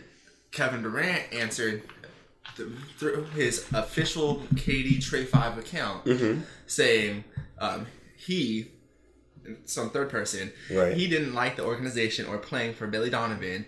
His roster wasn't that good. It was just him and Russ, in a separate tweet, like following it. Imagine taking Russ off of that team. See how bad they were. KD can't win a championship with those cats. So the thing was that he retweeted it in third person. So in anybody's mind, you're thinking, so wait, why are you tweeting that in third person? Or was that not supposed to come from your exact account? Or was it supposed to come from a different account? Okay, that was the question. Yeah, and then because that blew up, that was everywhere. And then he was actually at a conference later on in that day or the following day, and they asked him questions because he was at like a tech conference the following day. And they had asked him about that. They asked him about that. He did end up admitting to having a second account, saying that it was for his family and friends. Saying that he didn't make a mistake. He owned up to it. He was like, he shouldn't have done what he did. He knows it was stupid and idiotic. No, he doesn't apologize for responding to his fans. He apologizes for calling his previous coach Billy Donovan out in name and saying things that he did say about the Thunder organization. That's the things that he did apologize for. The Thunder, Sam Presti, the GM for the Thunder, responded. He said, "All I have to say is great things for him. I appreciate everything that he did when he was here." A couple other players said something. What I found was funny is that Enes Kanter had commented about it, saying like, "This is my like he defended his team saying this is my family." 3 days later, you're 2 days later, traded. You were the extended cousin or something. This definitely just. He just didn't look good with this, especially since he just responded in third party, and it brings light to the first question that started this whole thing, which was what I said before about he said, "I respect the hell out of you, but give me one reason for leaving OKC rather than leaving for a championship." His response kind of, I feel like gives credit to that. Like he left to win a championship though, to go on a good team, because he just said like my previous team was bad. We had a bad coach. I couldn't win with them. So you just said, okay, so now you went to this team because they have a good coach, they have good players, so you can win with them. That I don't know. That's just what I'm reading out of it now. That's true. Everybody makes mistakes, though. Come on now. Everybody has made mistakes before. Let's be real. Oh yeah, of course. No disagreement. No disagreements there. What I got from this story, and this is so random because I found this online one time. I mean, I found this a couple of days ago. Is I don't know if you saw it or if it because I don't think it's in this link. Steven Jackson came for Durant. and basically looked at him and acknowledged him as being the. If you know anyone who knows Twitter knows that when you first set up an account, it has an egg as like your profile picture. He says I look at him as the egg because he looked at it like this just doesn't make sense. This is something that it's like a new move that if you're just if you just set up a Twitter account, okay, yeah, you can post a few tweets that may or may not make sense, but like you said, writing and addressing it in third person on your official, it's you gotta manage your accounts better. Like he definitely did not make a double check. You gotta triple check that. Like, exactly. Like all right, Twitter 101, because you may know this, and a lot of my friends who know me, I always have to remember this. I have my personal Twitter page that I go in, I rant, and I have a good time. Then I got my podcast page.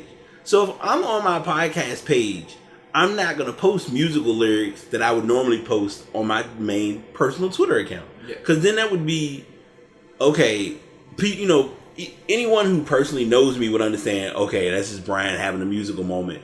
But anyone who's looking at it that knows my podcast page would be like, well, you wrote all these other tweets. Where did this one come from, and why does it not go in sync with everything else? Inconsistent, yeah. Right. So I mean, that would be like the biggest thing.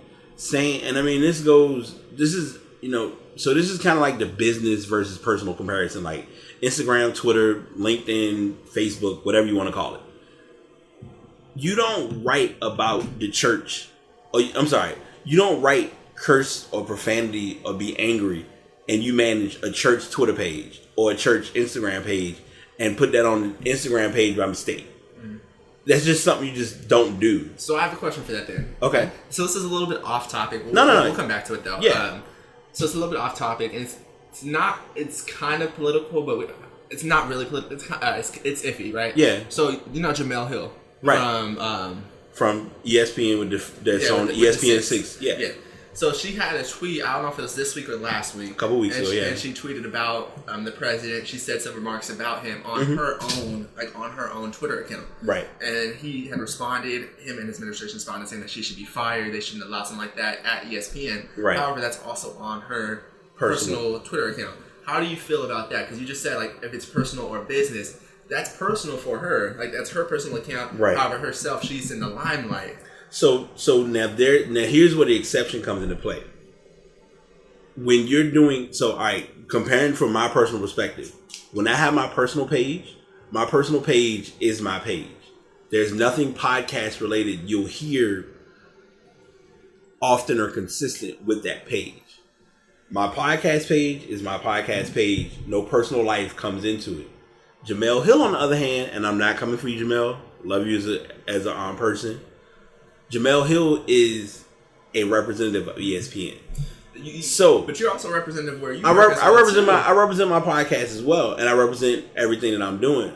But I also know if I post something, okay, we'll take it in using terminology without using terminology. So you're saying it's kind of different just due to the fact that she's on TV, so they just know her and they put her with ESPN. So at that point, even though it's personal, it's not really personal anymore, just because you're like you put yourself in that limelight with your job, right? So you have to be able to expect like the criticism coming behind it, and all that attention coming to you. So here's a turnaround, and this is what I learned. You may or may not remember this from when we did training at our facility. We won't name names, of course.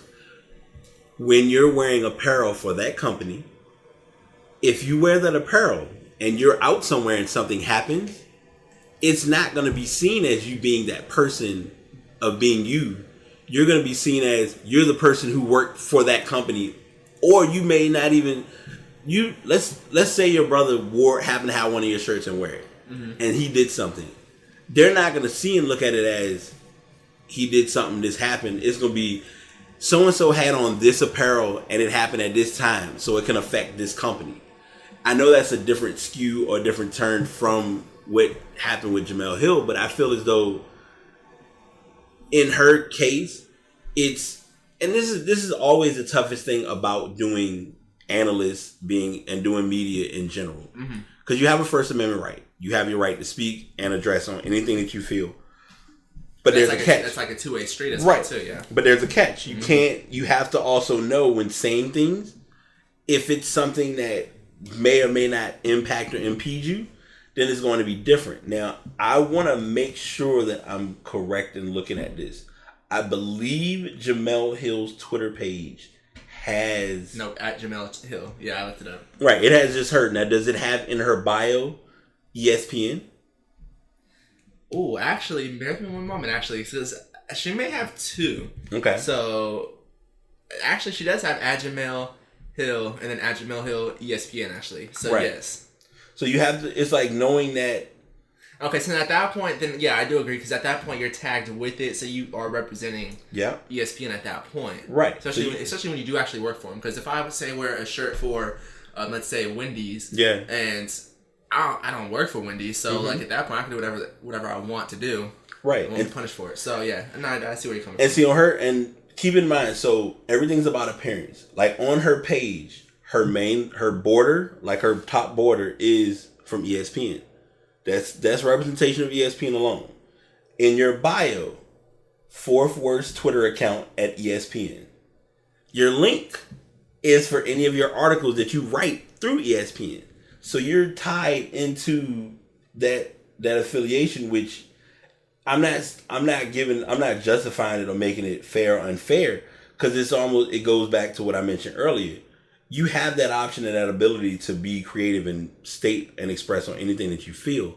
You just also have to know how and in what way to go about addressing specific things that you say on social media. And this is no exception. Like, I don't knock her for what and how she approached things.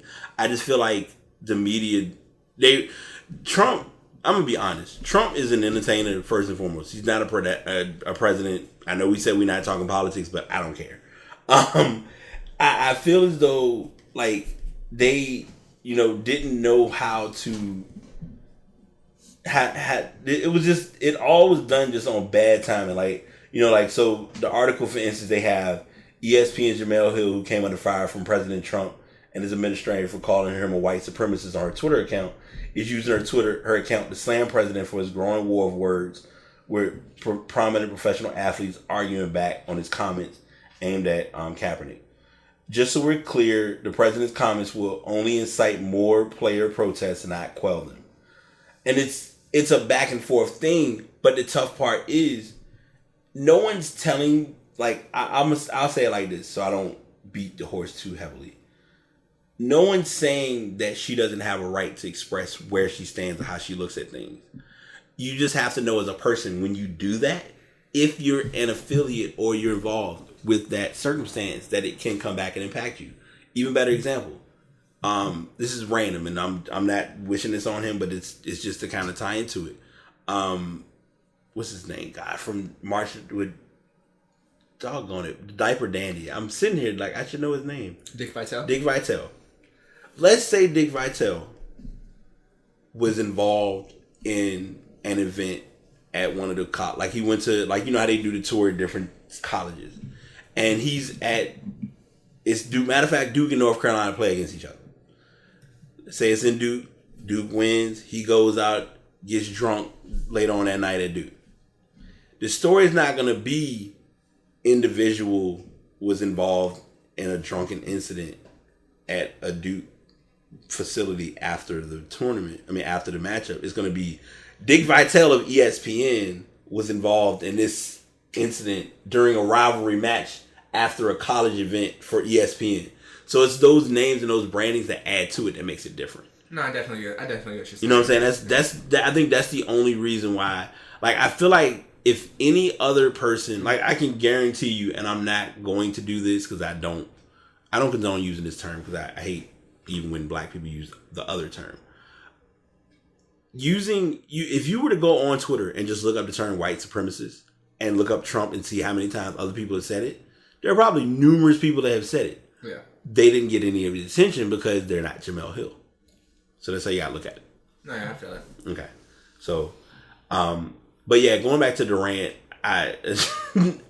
no, manage your accounts, man. That's if you need help with, and usually they have, going back to 2K, you can make sure that you have someone that manages your Twitter pages to handle them correctly, so you're not putting the wrong information on the wrong page. And someone had pointed out too that he never said what his other account's name was too. So that still account is still that account is still out there wilding, and because he made, like I said, that's why Steven Jackson made the reference of him being the egg. Like whoever it is, keep that egg profile and make sure nobody know who it is. So he may be watching you in the night, right, trolling back at you, and you wouldn't even know it. So our final LeVar of the week is they remixed the Zoe 2 Prime, or they remixed the Zoe 2 shoe and they called it the Zoe 2 Prime. First thing I'm gonna get into before I get into this, because I didn't watch. Well, I watched the video, but I couldn't. I did what I could in dealing with it. I understand LeVar. I understand Lonzo's. It's the young. I'm not young, so it's like me still having to learn.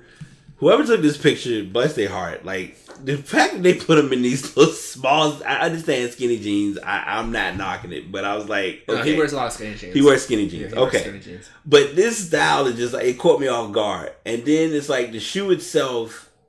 The shoe actually. I mean, the first shoe was okay.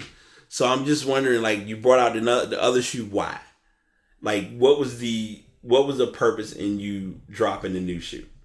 Because you're.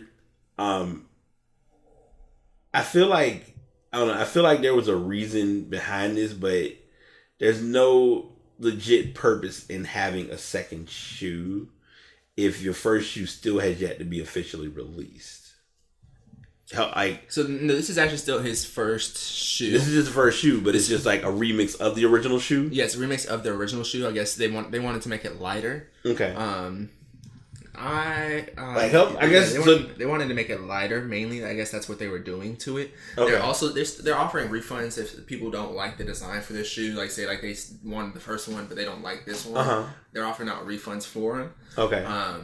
But yeah, these ones are still the same price and they're still going to be sent out at the same time that they were supposed to be sent out before. Okay. It's just that they wanted to change the design. I guess during this summer he's been working in the shoes, like playing in the shoes, and he's been trying them out like through the progress, through the process, and I guess they finally got the right silhouette going on here. So that's what they're doing now. Gotcha. Do you like this one versus the other one, or which one would you like prefer? You don't want to hear my answer. You really don't want to hear my answer. What is the answer? I would buy the mellow ones, but the torn and broken shoes before I buy these. I'm not really huge on his shoes at all. Like, I don't know. This might be just me looking at the whole, I'm expecting to see Nike. Like, all right, I'll put it like this. There is a very slim chance that I'm going to see somewhere wearing Big Baller Brand shoes in November or December.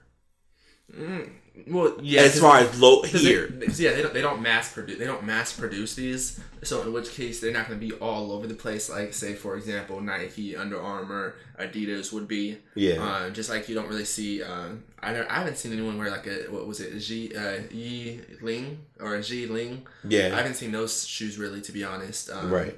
Maybe it's just because they don't have like a symbol for it or something like that. Yeah. It's just because they probably mass produce way more than Big Baller Brand, though, I'm assuming. Would I likely, like, if I was, okay, I guess, so here, this would be my better way of answering this, and this might kind of put a better eye to it. If I was to walk into Foot Locker, if not, I know it's not many of them left. I doubt they're going to Foot Locker. Right, but hypothetically speaking, let's say I walked into Foot Locker, and I saw the newest LeBrons, a pair of Jordans that probably just recently came out, and the Big Baller Brand. And it's a whole set of shoes all in that area. Which ones would I, like, how likely would I be to pick up the Big Baller Brands over the others? Slim. Well, that's also just due to the fact like who are their market, and I believe their markets say would be younger people as well as Laker fans in general. This is true, yeah. It's because Laker fans are fanatics, right? Which is fans is short for fanatics. So yeah. In which case, Laker fans definitely do back up their Lakers any day of the week, right? And even when they're doing bad, and right now he's the great mixed hope right now for to extend off the great white hope, but So yeah, I feel like there's still gonna be some people who I guess you could say buy it. Yeah. I would say I like these. I like these ones better than the last ones. Every year, just putting these two there, and I have to choose, or else I don't eat for the next 3 weeks. Yeah. I guess I'll choose these ones over the last ones. Okay. I still wouldn't put any money down for $500 shoes like that. Especially these shoes. These look like, I mean, from looking at now that I'm like getting a legit look, because I mean, I've seen them and you talked about it. This goes back to what we talked about before with like, how likely would I be to wear these on court? Can I wear these in general? These are strictly on court shoes. They look like they definitely are. Definitely, you can't. This ain't just a casual shoe. And I mean, obviously for $495, I'm not looking to be just randomly walking around town wearing shoes. Well, I guess you could, depending on your style, and how you like to roll. Yeah, then I got my shirt, I got my shorts, my Big Baller Brand socks. Then I'm good. Yeah, just use your whole jumpsuit. You get to go. Yeah, I mean, so I mean, I think this, let's see, the shoe itself features a carbon. Then again, you also have to remember with this Big Baller Brand, they are still also learning as well too. They're only a couple years into this. Imagine how long Nike, Adidas, Under Armour have actually been in the business. For Under Armour, for example, they've been in the business for years on top of years, and they haven't really broken into the shoe game like that until recently. So it's definitely going to take them some time. And the better the Lakers are, the better that Alonzo does. Mm-hmm. The more beneficial it is to the Big Baller Brand. True. And this, I mean, from what they're saying, I think the biggest thing, because I know from the original, what helps these shoes, from what I'm gathering, and I could be wrong, is the colorway option. Because I know whenever you look at anything that you're buying or anything that you're prospecting, you look at it as, how likely would I be to buy this product and match it with this item? Exactly. Yeah. Like how many pairs of clothes can I wear this with? Like, I'm not gonna get something that I can only wear with one outfit, because then at that point, some people do. I don't have money to do that though. No, I'm with you. I don't have that money. As we both confirmed, we're not big ballers, so we just kind of make it work the way we do. So this is kind of like I guess this is the closeout. We almost 2 hours in. I can't believe it. It's a lot that I want to say, and we always do like our little random piece of just talking at the end, but I'll say something that's fair, and I know you all won't see it on show, but I always tell Demetria, I say it every so often, like, I appreciate it, because I can tell you fighting, you try to stay awake like me, because this has been a long, like, we're both, like I said, we both are affiliated, we, know each other through work, as I always say, won't say companies. We're both trying to like handle doing our personal and doing different things like work related, handling training, things of that sort, and still be able to, give you a good show. Mm-hmm. So, I appreciate you hanging in there, sticking through it. And I know this has been like a long, a lot.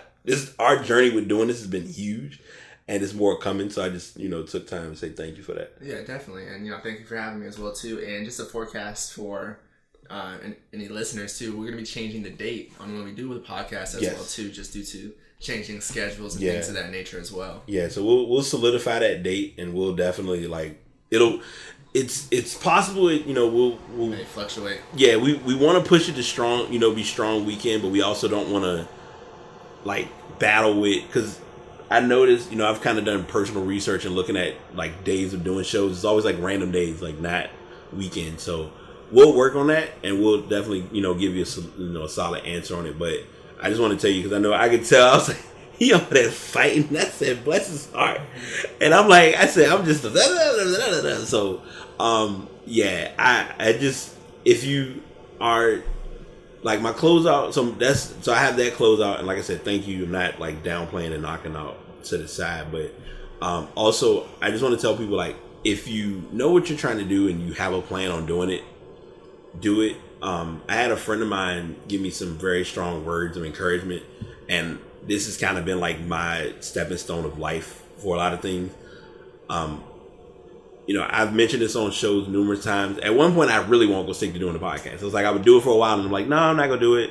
And then we got into doing this show, and we've collaborated, and it's been like progression and still learning every time.